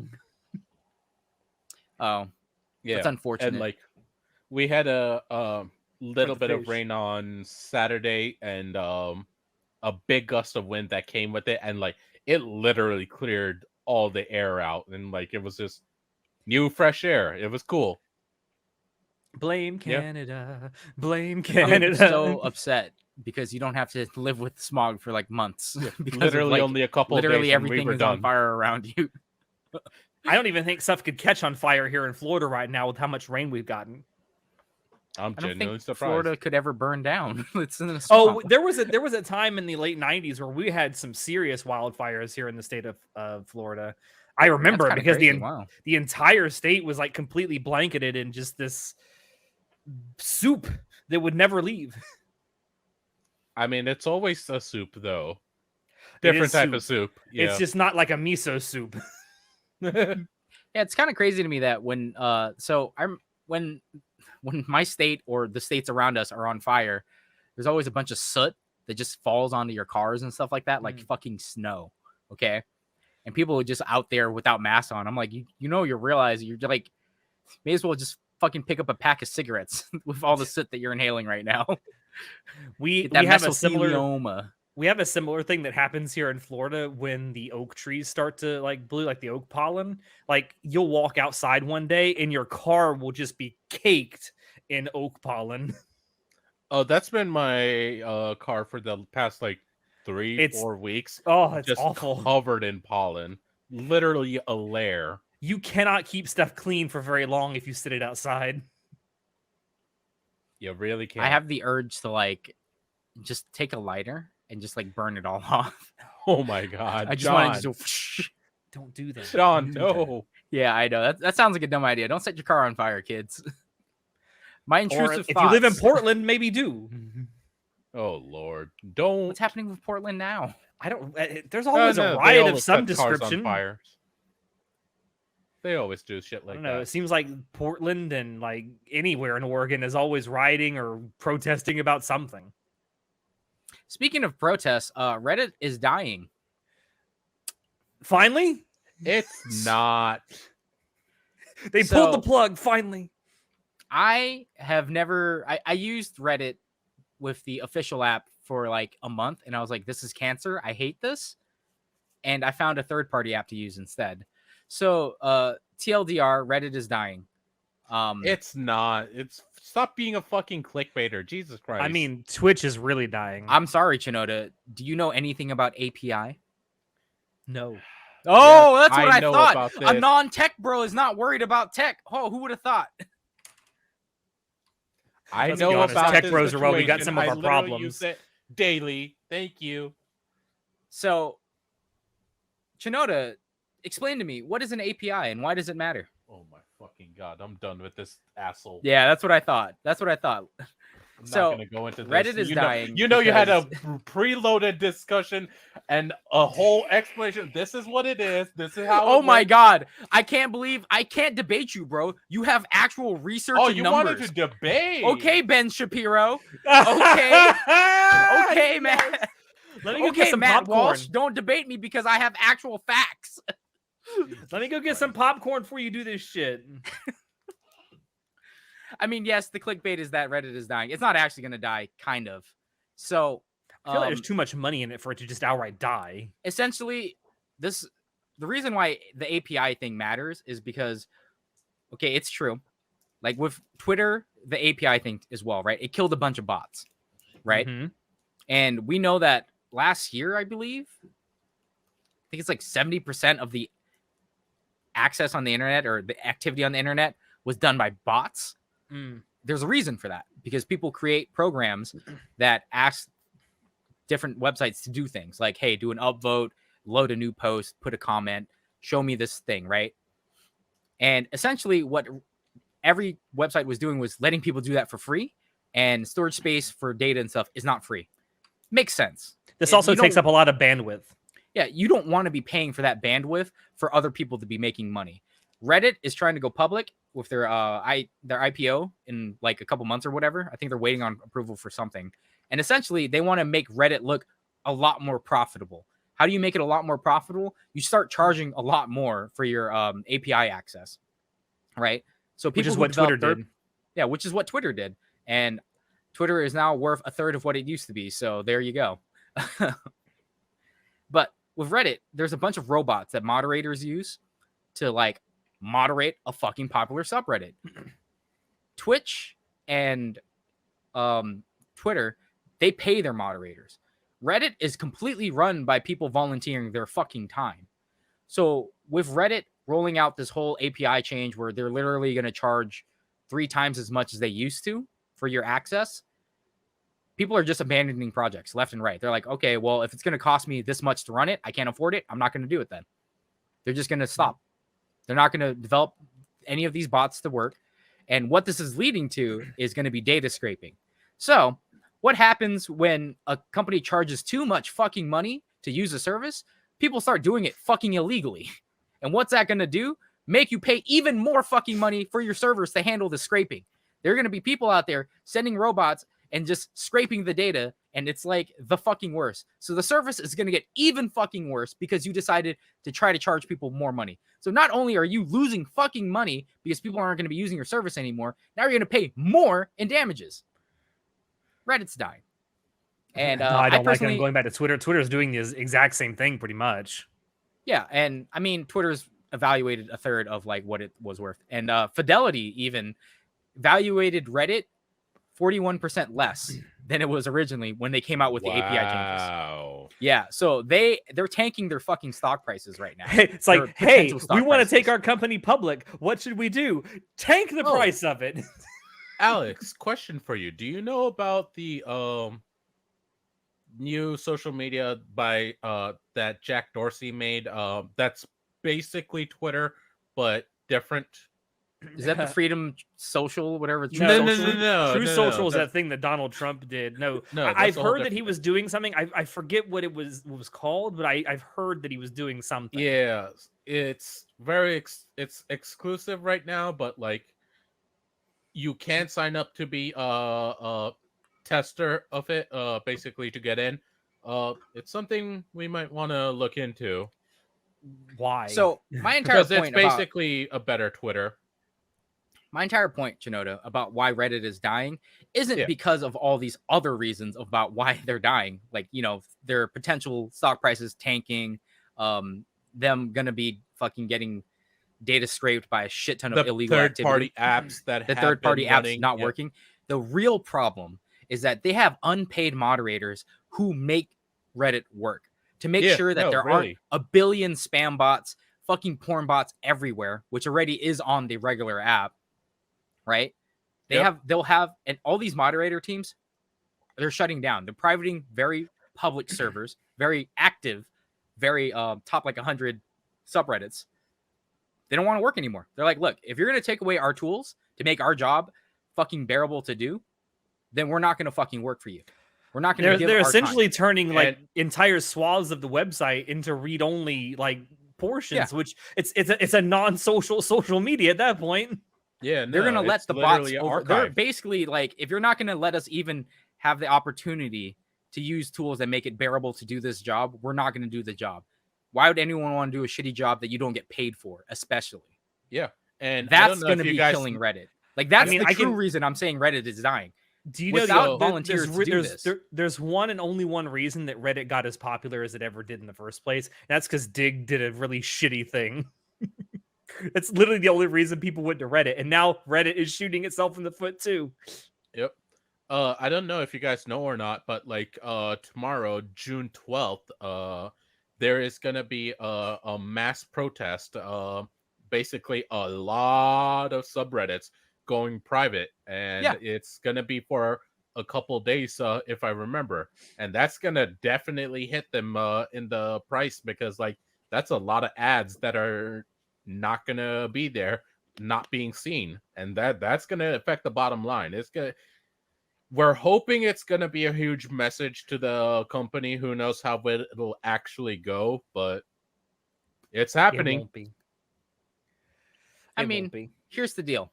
If your valuation drops by 41% and that doesn't scare you, and and literally Spez is doubling down on like, no, these third-party app people are trying to blackmail us and make us pay them even more money. Right? Like the fact that Reddit made $200 million last year and the whole premiums and all that other shit, and they're trying to charge other people literally tens of millions of dollars to continue using their service. That's kind of a red flag in and of itself, in my opinion. It's a bad business decision. They're really going to be reeling from the effects of this, like especially since they haven't gone public yet. Trying to tighten up their quarters to make it all streamlined and make it like the idea behind like what they're doing makes sense, right? I get it. You want to go public with your company. You want to look more profitable than you actually are, so you get even more fucking investment, right? Mm-hmm. I'm not saying you're trying to run a Ponzi scheme here, because at the end of the day, you do think that this is something that people have been using forever, right? Like people will Google questions and add Reddit after it, because Reddit is run by real people who it's an open forum to discuss what the fuck ever, right? And that's a good thing. It's a good thing that happens. But the programs that you have in it, your own fucking app, fucking suck. And why would you spend money to develop it and make it better when there's third-party apps that do it better? If you don't like it, buy them out and integrate it. If you don't like that's if there's like a third-party application or whatever that has like modded your website or modded your service, and everyone likes it more than your official thing, just hire them to make your shit. Yeah, and it's like even then Reddit's like refusing that. And I think the worst part is that like the creator of Apollo, the third-party app that I use, he literally posted the receipts about like how Reddit was handling it on his end. He's like, nope, here's the emails, here's the transcripts. I recorded everything because I'm from Canada. It's a one-party consent state. So I literally gave you the receipts of like what happened, and the shit that you're saying, you're literally lying about it. Like Spez literally is lying about stuff that the communications broke down because these third-party apps are so greedy. He's trying to push that narrative, and it's like, nope, that's not true at all. They literally, by the way, like, that's good legal advice. By the way, if you're ever in a situation where you have to have a phone call to like work out something, fly, or if you're not already in one, if you're in the United States, fly to a state that is a single party consent state, and then you can record the phone call without ever having to tell the other person legally. Unethical life pro tips. Unethical, right there. but it's very true. But it's true.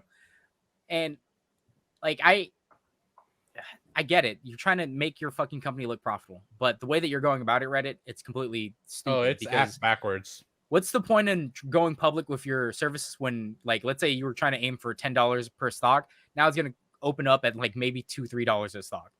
And then it's going to have a downward trend in general. It's just like the whole Elon buying Twitter thing for so much, and now it being worth a third of what it used to be worth. Like, good job, dude. You bought something for hella money, and then you reduced it to a third of its price. I mean, he's not certainly not the first person to do that. Look at the, what was it? Was it Yahoo that bought MySpace? Yahoo's done a lot. No, Tumblr. Yeah. What was it? Tumblr? I know it bought one of Tumblr. those sites where they bought it and then it immediately tanked in value. They bought it for like, I want to say 150, $200 million, something like that, and they ended up selling it for like $3 million. I still use Bing, actually. Bing's search engine is a lot.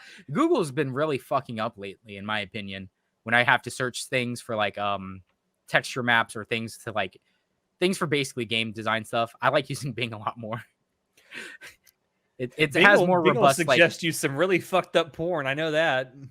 I don't use it for that, but Bing is still around. It works pretty well. Like, Microsoft has not stopped developing Bing to make it better. The funny thing is, like, when it first came out, it kind of was a joke, but genuinely now it's a pretty damn good search engine. Like, not gonna lie. There's a lot of things I can make fun of Microsoft for, like Microsoft Edge. I can make fun of that for days. I hate Edge. Edge is dumb. But Bing is not one of them. Bing is something that they have put time and effort into, and it's kind of not terrible. At least they're not making it worse like Google is. Google is real fucking up, man. Like, I don't know what's wrong with Google anymore. I can't use Google as a search engine anymore to look for stuff that I need because it's just like, it's not giving me what I'm looking for. Yeah. Like, I don't think Reddit's going to go away. I don't think it's actually going to like completely shut down. And I really don't think any of these social media sites are ever going to go away. I mean, MySpace is still around. Yeah, MySpace rebranded to like music now or something. Yeah, it's like mostly just musicians that are on there, like indie musicians. Yeah, but I mean, I just think that they're really killing their chances at becoming a successful like social media platform. They're certainly hindering their future success up front, like, which is this kind of relates to so like Instagram, for example. I had to reset my Instagram password because it said someone was trying to get into my account. And I was gonna originally just delete my Instagram because I don't use it, but I was like, for shits and giggles, I'm gonna like look through my posts, and like I see 10 posts from people I follow, and then the next 20 posts were just ads, just straight up ads, like promoted to me because like, oh, because you follow this person, they're whatever, and I'm just like, these are all promoted fucking posts. I'm like, oh, that's why I don't use Instagram anymore. I forgot. Essentially what Facebook has become. It's like, I still have my Facebook account and I still go on there occasionally just to kind of keep up with what family is doing. Cause I got a lot of family members that are on there and they share like, vacation photos, shit like that. And I'll scroll through and it'll be like, person I follow, 17 ads. Yeah. And I was just like, I don't want to fucking see ads.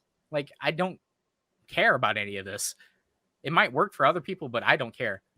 So much so that I was like, oh, that's why I don't use Instagram. And I'm like, all right, delete Instagram again. I still have the account. I didn't delete my account, but I just like closed Instagram, and I was like, that I was reminded why I don't use Instagram. So initially, Tumblr was sold for 1.1 billion, and then Yahoo sold it to Verizon for 3 million. Yeah. What a great return on investment. Yeah. God, that's like own Yahoo? What? That's a 98% loss. Holy fuck. I thought Verizon owned Yahoo. Didn't they buy Yahoo? I swear Verizon owns Yahoo. I don't know. Maybe. There's so many tech companies that are owned by other tech companies. It's kind of... No, it's like there's only 5 tech companies and they all own everything. Essentially, yes. It's like there's only like 7 different studios in Hollywood, and Disney owns like 80% of them. It's true. The big conglomerates that kind of just own everything. Disney is like legitimately 60% of the entertainment industry. And then Verizon, I guess, sold it to a company called Automatic. That's a cartel. That's got to be run by the cartels. I don't know. That's got to be a money laundering thing. It's most notable for WordPress.com. Oh, WordPress owns it now. Okay. Yeah. Okay. So WordPress Did they sell it for like $5? Did Verizon make money on this transaction? I bought it for think $3. So. How much did they sell it for? God damn, y'all making I'm reminded of that Simpsons episode. Jamie, look it up. Jamie, hurry up. I'm reminded of that Simpsons episode where Bart goes into the auction and he just randomly says, "I'll take it for $1," and he's like, "Sold. What did I buy? This factory." Oh yeah, he owns the factory. Like, I feel like someone just went into like an IP auction. And it's like $1. What did I buy? Tumblr. Fuck. I do great things on Tumblr. I'd bring back the porn, the glorious, glorious porn. That was one of the stupidest business decisions of all time. I mean, it was because apparently Tumblr had a problem with child porn being posted everywhere. So they were like, fuck it, we're just going to ban all porn. And I was like, I didn't know that was a problem. Like, holy fuck. That is a very bad problem. You want to know a fun fact? There are still Nazis on there. I wish I was kidding. I speak from firsthand experience. On Tumblr? Yes, on Tumblr. Yes. That is the opposite of the type of people I think would be on Tumblr. Yeah, you think about how Tumblr used to be. Tumblr's one of those places where it has every type of people. Although, if you think about it, John, think about this. If you were like someone who was part of an undesirable group, what better place to congregate than somewhere that no one's paying attention to? There's more porn on Twitter than Tumblr at the moment. Yeah, I also...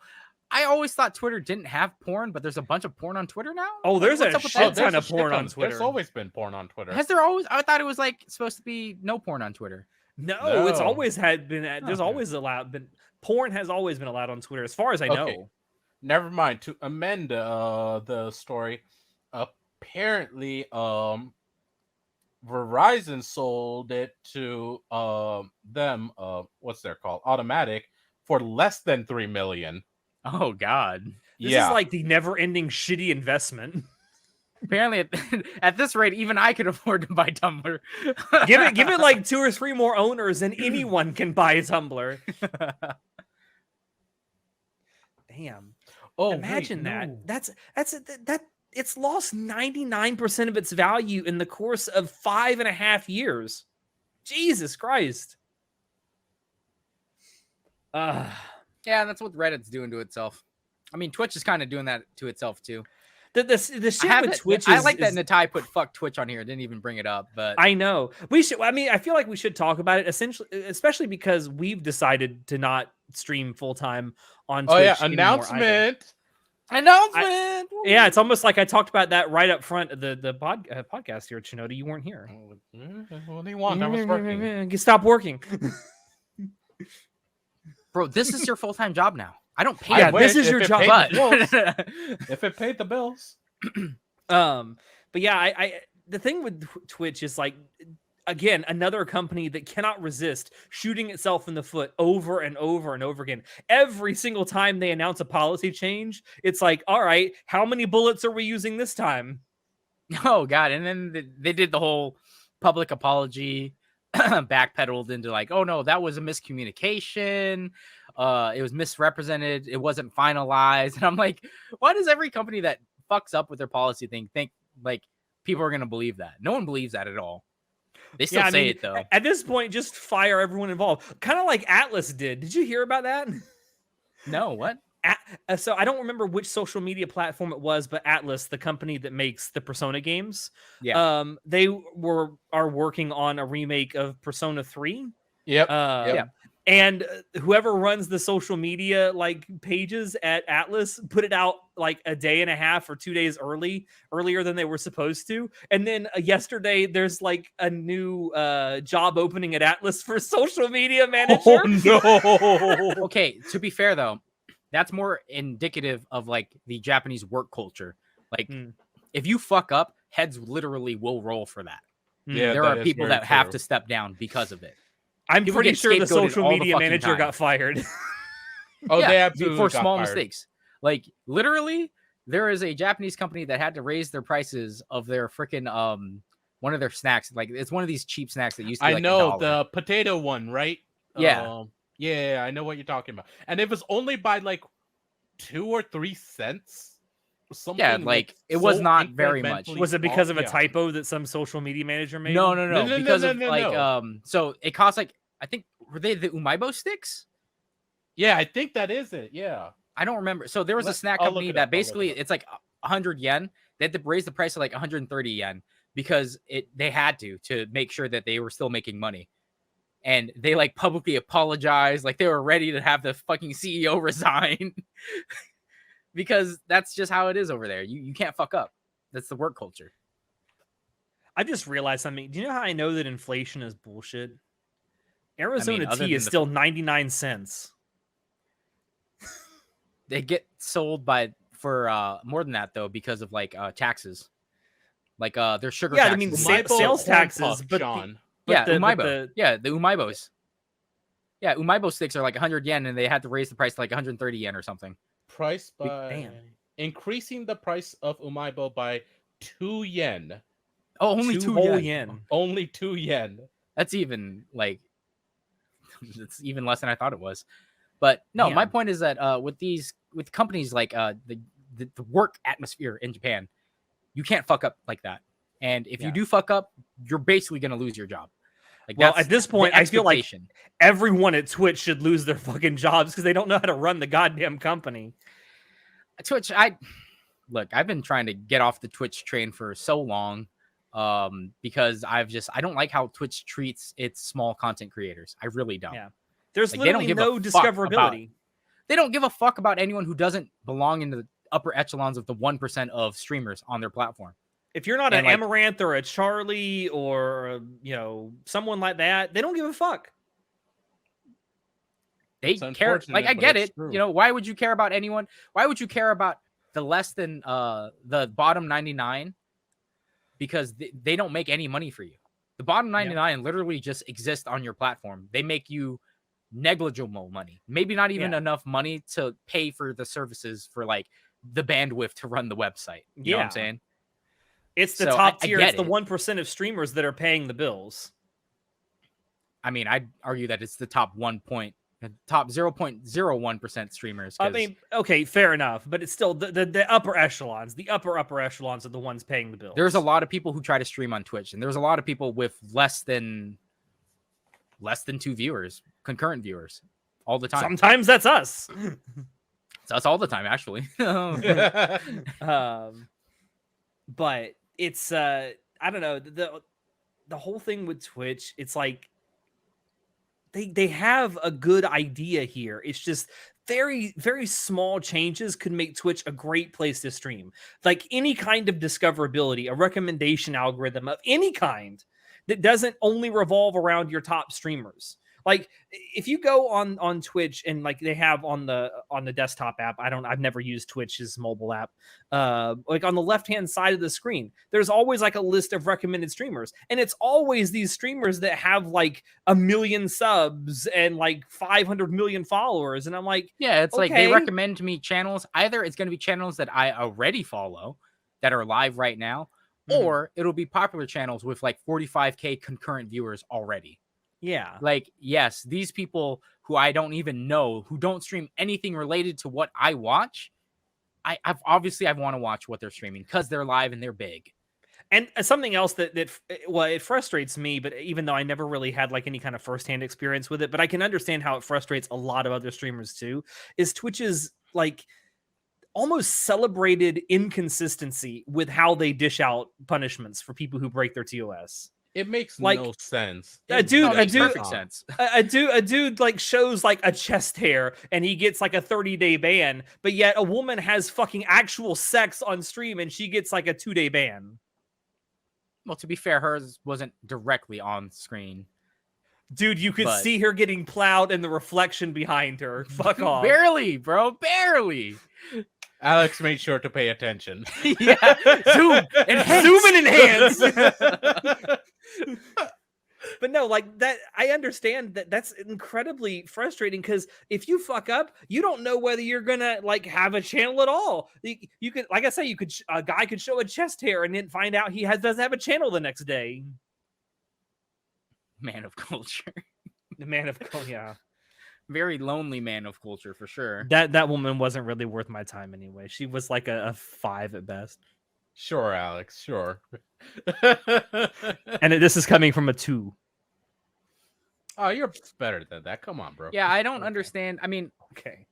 I've always disliked Twitch for a lot of reasons. I think the app is really good. I like how engagement works on Twitch quite a lot. That's something that Twitch really does have over YouTube. I really hope that YouTube kind of invests in its like chatting function and like its engagement, because I think if it does that, it really is over for Twitch, because I think that's one of the few things that's really keeping people at Twitch over YouTube. Yeah, it's just a shame that the thing that about Twitch chat is they've integrated a lot of it and they have copyrights over certain things, so you can't really steal it. It's like, how do you implement what they do without getting sued? Because you can't just do a 1-for-1 translation of like their chat box, which is a shame, because again, they've spent a bunch of money crafting the chat to make it so interactive. It's really good. And that it's a shame that YouTube can't figure out a way to make it as engaging in its chat function. I hope that over time they do improve it, though. I think Kick is a rival to Twitch right now. Yeah, it's something that's really popped off recently. They're trying to like what's it called? Headhunt? Lure? Recruit. They're trying to recruit a bunch of like popular Twitch streamers to come to their platform. Yeah. with like I know better they revenue split. And they stuff had like that. The revenue split is 95-9, which is a lot better than Twitch's 50-50. But they also implemented a thing recently where I don't know exactly how it's going to work. I haven't had a chance to like actually dig into it and look at it, but they're going to start paying streamers an hourly rate to stream on their platform. So you make like I think it's like going to be $15 an hour. That's pretty nuts. Yeah, That is nuts, actually. Wow. I don't think that would work, but I mean, I don't know. Whatever you think works, Kick. So, like, yes, Classy Ulysses, there is a messaging app called Kick, but it's spelled K-I-K. This is K-I-C-K. That's not going to be confusing at all. No. Or raise any legal issues. No. But yeah, I think if they can find a way to make something like that work, where even like smaller streamers, I do think there's going to be like some kind of a threshold you have to meet to get that like hourly rate, I'm sure. And I'm sure you'll have to be like verified and shit like that as well.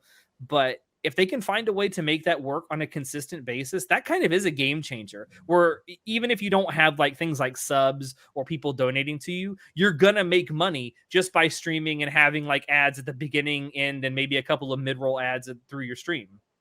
Yeah, like Twitch has been shooting itself in the foot with like the whole policy change of like essentially. So on Twitch, you have partners, you have affiliates, then you have like the rest, right? The rabble, essentially. Affiliate is just like that's what we are. Yeah, we're affiliated, and partners are like people with contracts. But essentially, what Twitch has done is that they're trying to streamline the process, and in the process of streamlining it, they're trying to fuck over all their partners so they can't get good contracts in the future, right? And then it just makes it even worse for the affiliates and below, because now you have to meet all these requirements even though you're not even partnered.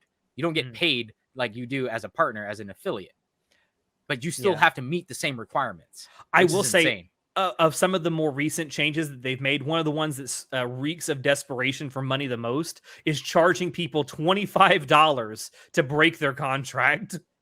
Yeah, which is that insane. Shit is ridiculous. Like you just that made partner. Of desperation. It's like, wow, I just made partner. I'm barely making any money because I barely just made partner. But if I want to leave Twitch now for a better service that's recruiting me, because they fucking know people are going to get headhunted. It's like, hey, you're an up and coming streamer. You are in a really bad contract with Twitch. And they're like, well, we don't want you to leave. So you're going to pay us legal fees. Yeah. Like, what the fuck? Because it's not else. Because it's not $25. $25 or the minimum, which is like how much money it's a certain percentage. The minimum percentage of the money you make. Yeah, it's going to be the what you'll pay is either $25 or that percentage of how much money you make for them that you have to pay to cancel your contract. And something else that that's the fucked up part. So if you just made partner and you're not making any money, to even leave, they're like, all right, to leave us, you got to pay us $25, which isn't that much money. Who cares? But that's a fucked up thing to do to people. Yeah. And if you even make more money than that, they'll take that. They won't make you don't pay the 25, you pay that percentage. So which is something fucked else up. Something else that Twitch has historically done, and they changed it again with a recent policy change, is once you reach a certain threshold of the money you make, whether it's through subs or donations or whatever, you get paid at the end of every month. So basically, you're getting paid once a month. They're changing that now to every 45 days. I don't know why. I guess they want to keep more of your money longer in their own bank account. They also have like changes for logo sizes, paid ad rolls that you have inside. They basically are making it harder for you to advertise for sponsors. They want you to make the money directly through Twitch instead of third parties, because they don't see the money from the third party. They want in on that money from the third party investment stuff. And the crazy thing is, people I get it. Yeah, as a company, I get it. Like, why would I let you stream on my platform when you're bringing in 10 million, but you're only giving me $1 million? You should be bringing in 10 million through me so I can get 3 million or 5 million, because they have a 50-50 split. I like how people immediately found a giant loophole in this new thing with the logo sizes, like for ads, like third-party ads you could have on screen, because they dictated that it could any logo that you had for like a third-party ad couldn't take up any more than 3% of screen size. The new policy doesn't dictate how many of those you can have on screen at one time, so you could have an entire screen filled up with all of these like logos and stuff, as long as each individual logo does not equal more than 3% of screen size. Yeah, because when you write contracts as a company, you want to write a contract vague as possible because you want to be able to abuse it to your advantage. However, if you don't have checks and balances in place to make sure other people can't abuse it, only you can as the company, then you get fucked by things like that. Charlie also pointed this out in his video where he talked about this, that that YouTube actually has a very similar policy in place already that Twitch is talking or was talking about implementing before they got absolutely reamed over the fucking coals. The difference with YouTube is they don't actually enforce it. They have it in their TOS, but they don't enforce it. And I can only imagine that the reason that they have it in there is in case something ever happens and they had to get rid of a bad actor. Yeah. And like, if that's how Twitch is going to go about it, fine. But people are terrified because Twitch is so unbelievably inconsistent with how it enforces with how they TOS. deal out. They don't have punishments. trust. Yeah. But with YouTube, it's like, yeah, they have this policy. They just never enforce it. Yeah. So I finally was able to convince everyone to just get off of Twitch. Yeah. I will say for the 2 streams we've done so far, both this one and the one we did on Friday night, it's gone well. I mean, no technical issues so far to speak of, so that's nice. I mean, I think YouTube has its own share of its own problems as well. Oh yeah. But I just don't feel very welcome at Twitch as a small streamer. Yeah. And I don't know. Absolutely, yeah. I'm hoping that with our move to YouTube, we get a little more consistent. Like, since all of our video based content is now going to be on YouTube and pretty much only on YouTube, I'm hoping that it drives more of engagement. It drives more people actually stopping by to watch. It certainly drives up our watch time because that's something we need to actually make partner here on YouTube, which is definitely one of our big goals that we have in place right now. So with all of our video content being in one place, hopefully that helps. I guess we will see a little bit later tonight when I do a stream what happens when you stream twice in one day on YouTube, whether that fucks us over in recommendation algorithms or not. I don't think it does, because Kylie streams more than one time a day. Well, most of the members of whole I have streamed more than once a day. Yeah, and I think it's fine. I mean, I get it. You're right. Like, algorithm-based stuff versus like having a huge subscription base that just watches you in general. Yeah. We'll see. I think it'll be fine though. I mean, I can't imagine that YouTube would punish people for wanting to use their service more. It's not like YouTube is any better in terms of wonkiness though. So maybe a little bit better. Like John said, YouTube has its own problems. YouTube has its own set of problems, but at least it has systems in place that you can leverage. Twitch has none of that. Twitch doesn't even have a recommendation algorithm. Which I think is like... That's absolutely very true. I think the biggest problem on Twitch for small streamers is the discoverability. Yeah. Like, I've been watching recently on YouTube Shorts, like, stupid fucking recommended videos of, like, I went to this small streamer with 0 viewers and I donated money. And I'm like, I hate this type of content so much. Like, I'm glad that people are sharing the love. Like, I would love to go to if I'm on Twitch and I want to watch a game stream of a game that just came out that I'm interested in, I care about the content of the video, right? Is this person entertaining to watch? And if they're entertaining and they have no one there, I'd love to be engagement for them. And that's what I will do on Twitch. Yeah. If I find a person who has no viewers or like small viewers and I think they're fucking hilarious, I will watch them. I do that for Apex streamers all the time.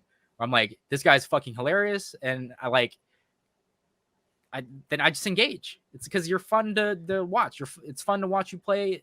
I'll engage with this person. And you're more willing to like share amongst your friends or whatever. Like, hey, go watch. This is funny. Go watch this. Yeah. But the type of people who do that are far and few in between is what I'm saying. Yeah. It's not like people do it all the time. Because what are people going to do when they go to Twitch? I pointed this out. 70% of the traffic that gets directed to Twitch is done outside of Twitch. Yep. It's not from Twitch. Yeah. Because again, they don't have an internal discoverability thing. They have a literally, hey, here's your recommended, here's the most popular, choose. Yeah. Which is, again, it makes sense from a business perspective. Why would I invest time to create a system to do that when I have people doing it for me already? Who cares? People come to our platform to just be able to talk to people, to engage. Yeah. It's like, yeah, I get that. But viewer retention is kind of a big problem, right? And this is something that YouTube has been trying to rectify. Viewer retention. We want more people on our platform watching videos. Mm-hmm. That is the end goal for YouTube. That is not the end goal for Twitch. The end goal for Twitch is how do we milk as much money as possible from the people at the top.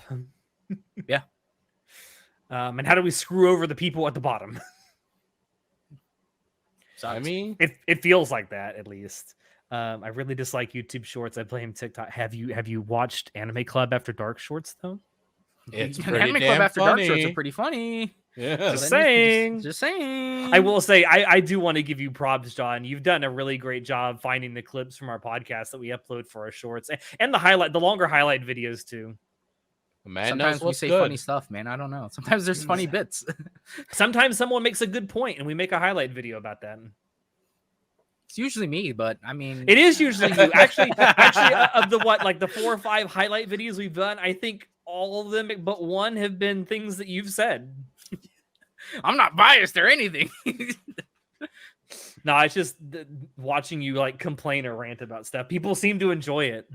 I don't know why people like watching or listening to me complain about stuff. Like Angry Asian funny. There you go. Angry Asian is funny. Do the thing, Angry Asian man. Do the thing. Okay. Freaking Simpsons episode references all the time.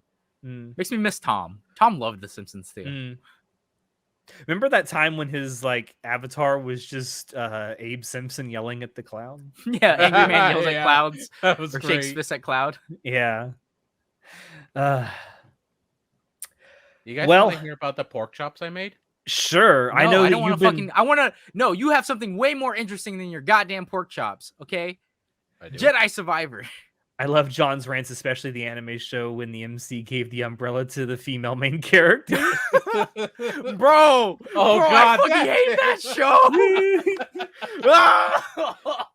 God damn. You're about to start John up. Here's a clip for you, John getting his PTSD triggered. I'm not gonna talk about it. I don't even remember what was that even show called? Something Angel Next Door. The Angel Next Door spoils me rotten. The hate watch you did. The hate watch. The pure amount of hate I felt over that show. All right, we'll talk about Jedi Survivor because I know John wants to hear you talk about it. Fuck, I'm actually really tired. Okay, so I recently just finished playing Fallen Order, even though I've had it since it came out, and I loved it. I really want to play Survivor, but I'm waiting for the game to go on sale now. And that get good on PC. Well, I think it works now. I think they fixed everything. Yeah, no, it works now, but there's still a couple of things they still need to iron out and patch out. Like, I am almost 100% achievements-wise in the game. Not too difficult to do. It'll take a little while. But I literally can't complete the game because there is one bug that is preventing me from moving forward with it. And so there is like a couple things here and there. There is still like frame stuttering, some frame drops, stuff here and there, technical troubles. Overall, story-wise, gameplay-wise, fucking fantastic. I love it. I've seen some like gameplay things of it. I'm just like, goddamn, Respawn. No, you took all this stuff from Titanfall and just put it into fucking Star Wars, and I'm like, I love this. And it works so well. It's so much fun, and you feel like a true Jedi Knight. You feel powerful as shit, and I love it. The amount of crazy stuff you can do, I'm just like, yo. And then there's stuff I see that are people just way more skilled at me, just making things look smooth as shit. I'm just like, what the fuck? How are you doing that? And then I discover I can do it too. I'm like, yo, this is so fucking cool. So how many hours does it take to like complete the game? I can't look. I'm the wrong person to ask that type of question because I will spend hours on hours just like exploring, having fun, doing dumb shit. You can run through it pretty quickly, pretty easily. And you kind of want to unlock all the abilities so that you can go to New Game Plus and unlock some cool new stuff that is completely pointless, but it's just there for fun. Okay. Yeah. Because like one of my biggest complaints about Fallen Order was the backtracking. I absolutely hated it. It was so there's boring. even more. There is even more.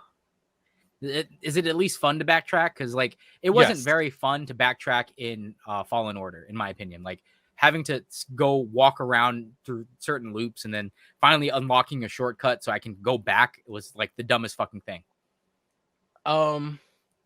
In my opinion, it is, because like there's a lot more shortcuts and more save points that are more point specific. So it makes it a lot easier. In story or full completion, I just want to know story. Like completion, I can take it or leave it. Like with Fallen Order, it took 20 hours, I'd say, to beat the main campaign, and then it took me about an extra 10 hours to do like the completionist stuff of like go around and collect all these things, which is like a lot of just backtracking. It wasn't necessary to the game, but I wanted to do it, and I did it off camera because I was like, I have time to kill, and I'd rather do that off camera because I don't think that makes for engaging game watch time. In my opinion, it's not. For completion's sake, you're definitely gonna have to backtrack. There's literally a bunch of stuff you can't get to until you earn certain unlocks that let you go into certain places and all that type of stuff. Okay, so it's like the same way that they did Fallen Order. Yeah, but for story wise, you really don't have to backtrack much. Like it's mostly consistently going forward. There's like one or two sections where you have to backtrack a little bit, but like most of the time, story wise, you're almost always just constantly moving forward. Okay. Yeah, because another problem with Fallen Order was when you only had the five planets, and you'd have to revisit certain planets a couple times. Like the forest planet, you had to go back twice. You had the first time you went there, and then the second time to go find the dude. 20 hours of story. Okay, so it's about the same one as Fallen Order. I know watching John play Fallen Order kind of made me want to play it. So there's it is fun. Maybe. It is fun. I mean, want to how watch are Fallen you Order with get played by Souls-like someone games? who's even worse at the game? Yes, I will die many times. Well, you can play it on easy mode, so that's fine. And implying I don't play all of my games on easy mode. Yeah. There's like 4. Well, let's be real. Like 3 real planets. But like they are big. Like I mean, fucking massive. So like you're not traveling to a lot more planets, you're traveling to bigger planets. Like, see, I don't mind backtracking if there's fun movement involved. Like backtracking in Fallen Order was not very fun. It was literally you had to walk there to unlock a shortcut. Yeah, there's a lot more like fun movement, a lot of zip lines. You have mounts now as well, so that makes life a lot easier. Yeah, so you get places faster. And also, you actually need mounts for specific sections. Yeah, it's rough, it's coarse, and it gets everywhere. Ah, fuck it, you beat me to it. Fuck you. I may have not ever watched any Star Wars movies, but I do know the memes. Damn. So yeah, Survivor, fun as shit. Story, fucking fantastic. I loved it. Yeah, I'm definitely planning on, since I graduate this year, I finally will have a lot more free time to do whatever I want again. So I'll finally be able to like freaking buy a game and play it. Yeah, whenever I want to. You should absolutely stream Survivor. I want to get Survivor, and I want to play it. I'm probably gonna do it after I graduate because again, I can't do the whole Elden Ring thing ever again. That was bad. I thought 3 weeks was enough. It's not enough. Apparently, 100 hours into a video game is not enough for me to completely enjoy playing it. Like my first playthrough of Elden Ring was like 200 hours. Jesus. I have like 400 or 600 hours on Elden Ring right now. God, but dang. Yeah, that was definitely a mistake to pick that one up when I had school 3 weeks later. But yeah, because I'm waiting to pick up Diablo 4 as well. I played the beta and the server smash, and I really liked it. So I really want to play Diablo 4, but I'm gonna wait until summer's over to do that. And I want Survivor, and I know I'm gonna put 30 hours into it right when I get it. So easy. I'm gonna wait. Easy. I'm gonna wait on that one as well. Plus, they got to fix everything. A lot of stuff is fixed, and by the time you're getting it, it'll be completely fixed. Like, I don't know if they're gonna get to the frame stuttering and all that type of stuff, but like, it barely happens. So with Elden Ring, for example, that came out and it only took like less than a week, I think, for them to fix a lot of the launch problems and stuttering issues. Yeah, and like, they did fix a majority of stuff in the first patch. Yeah, so usually at that point it's playable, but I want to experience a relatively bug-free game. I get it. Play it through because like I'm gonna spend like 30 fucking 40 50 hours playing it in the first week. So yeah, hearing you say that, and I'm like, I'm just gonna go stream Fallout New Vegas. A relatively bug-free game. I haven't had that many crashes with New Vegas in my playthroughs of it, but that was on older rigs. It's so random. I haven't played it on my new rig. There's people that play New Vegas, and have like no problems with it whatsoever, and then there's people that have like 4 or 5 crash, and there's some where it feels like it crashes every 15 minutes. Once I finish Fallout 3, we'll see how New Vegas goes for me. I might. Yeah, but you're gonna be playing it on console. Oh, that's right. It still might have fun. We'll see. To answer your question, Classy Ulysses, yes, Marin is back, and she is amazing. I love her. She plays a lot more into the story. She's a lot more involved, so it is fantastic. Bro, spoilers! What the heck? It was in the trailers. Don't worry. I didn't watch the trailers. I was going into it. It doesn't say anything. Bro, it's the crew. What do you even know? Her. What? What are you talking about? I don't know who the Night Sister is. I just know Marin. Do you not remember Marin? I will say Marin. Seeing the goth girl waifu that joined the crew. Oh, her! Yeah, you dumb bitch. I thought you were talking about the Night Sister. I thought you were talking about the what the fuck were they called? The Ninth Sisters or whatever. The fucking other thing. Oh, wow, why am I forgetting the name? I fucking love Star Wars. Why am I? I don't know. I just know that seeing the joy on John's face when he had to, when he had to fight the Inquisitors, when he had to fight Darth Vader. Yo, bro, that was so cool. I actually saw Reddit thread about it just today, like how it was one of the greatest moments of the game, period. And it's like, yeah, because it turned the game into a fun adventure game into a survival horror game. And it's so true. Vader, it literally, the fucking tone and mood of the game changed. You heard the breathing and like it went from, oh yeah, boss fight to, oh fuck, oh fuck, oh fuck, oh fuck. I want to tell John something about, because he's not super familiar with like Star Wars lore. You know, the movies, the original movies, and some of the video games kind of portray Darth Vader as like the sinister like force, which yeah, he can be. But if you dig deep into Star Wars lore, you find out he's kind of a fuck up. Like every single time the Emperor sends him on missions, he finds a way to fuck it up and let the people escape. Which makes me think like maybe he was doing it on purpose, but he does do a lot of it on purpose, actually, to spite Palpatine and to try to get a one-up on him. It's funny because if you read some of the books, the reason he's even out in like the Outer Rim is because the Emperor just wants him to go away. That's not a lie. That's not a lie. That's a legit thing. He's like fucking up so much. He's like, just go out there and don't fuck this up. All right. Vader also massacred a lot of younglings. Just pointing that out there. The women and the children too. Not just the kids, but the women. Not just the men, but the women and the children. Oh my goodness. But yeah, I very much look forward to you playing Survivor, John, and I'm very excited. Probably gonna stream it too. I mean, may as well. So, question: how? Wait, what? That's a dumb question. John, read the book that takes place between Fallen Order and Survivor. There is a book. It very much matters.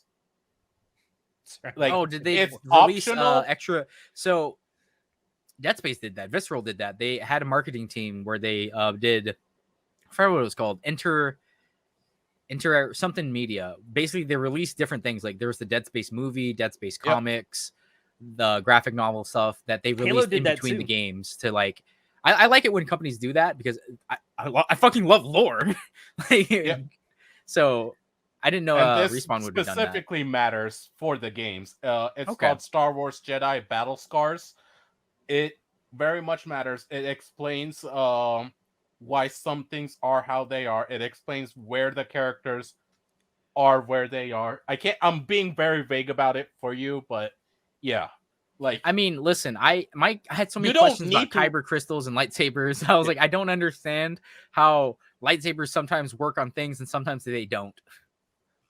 It doesn't make any sense. Kind of worms. I had to explain to John how there's some materials in the Star Wars universe that lightsabers can't cut through.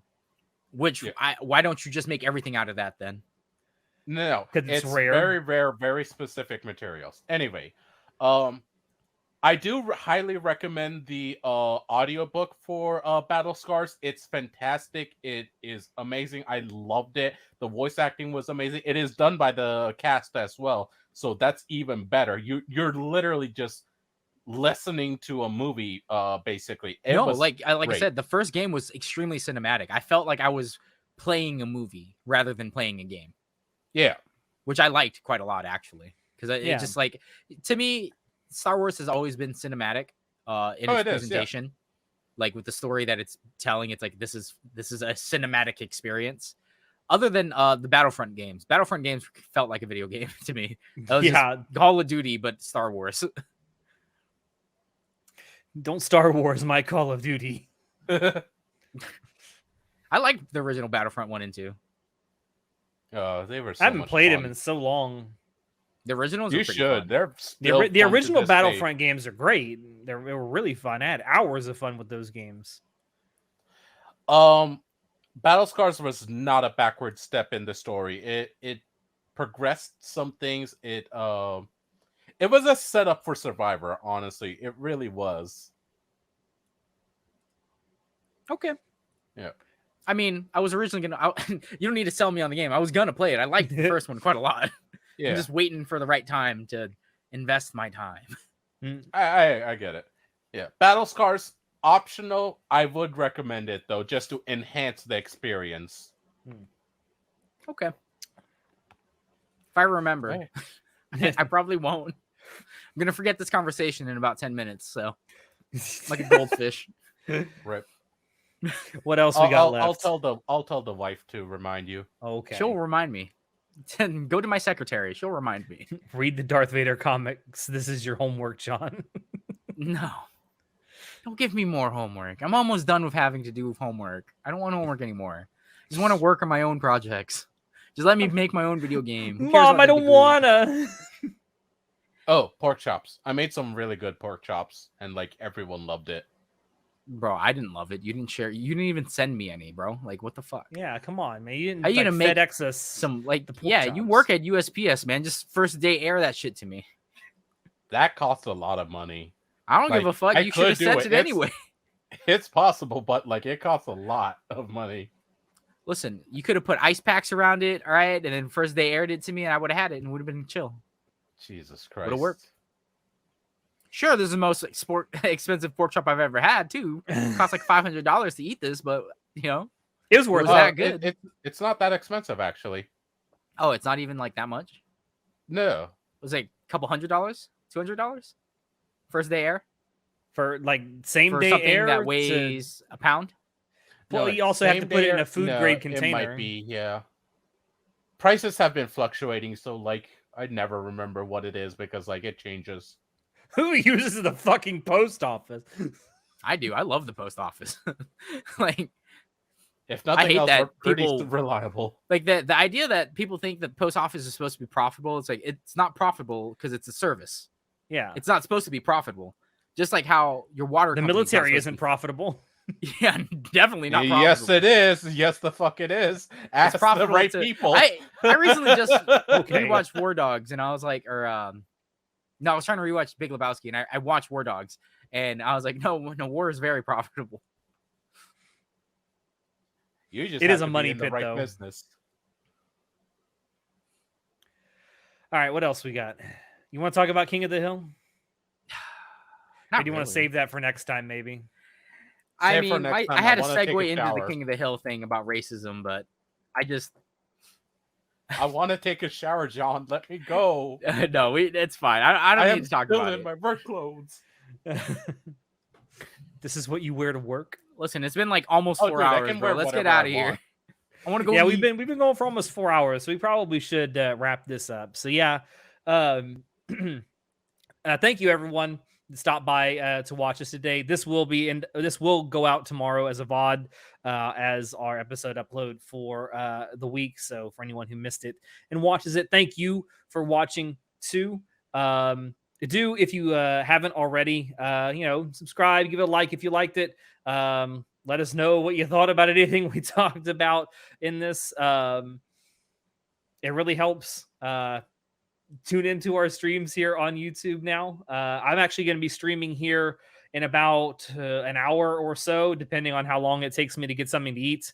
We're going to be playing some Played Up here. Yeah, that's about review. it. Huh? Yeah. Yeah. Give me here like 5,000 word essay. I'll grade it. You can check down below to find links to Anime Club After Dark on all social media, all the other places that we upload stuff. We also have a merch store down there where you can buy shirts, mugs, t-shirts, stickers. I said shirts twice. And we have it in gay now. Yes, there is gay shit on there. Yeah, that's it. Thank you everyone for stopping by to watch. I hope you have a wonderful rest of your evening. If I don't see you, say goodnight, guys. Good night. Sorry, Bye. I was late. I was working. Fucking peasant. I mean, what? Bye, guys.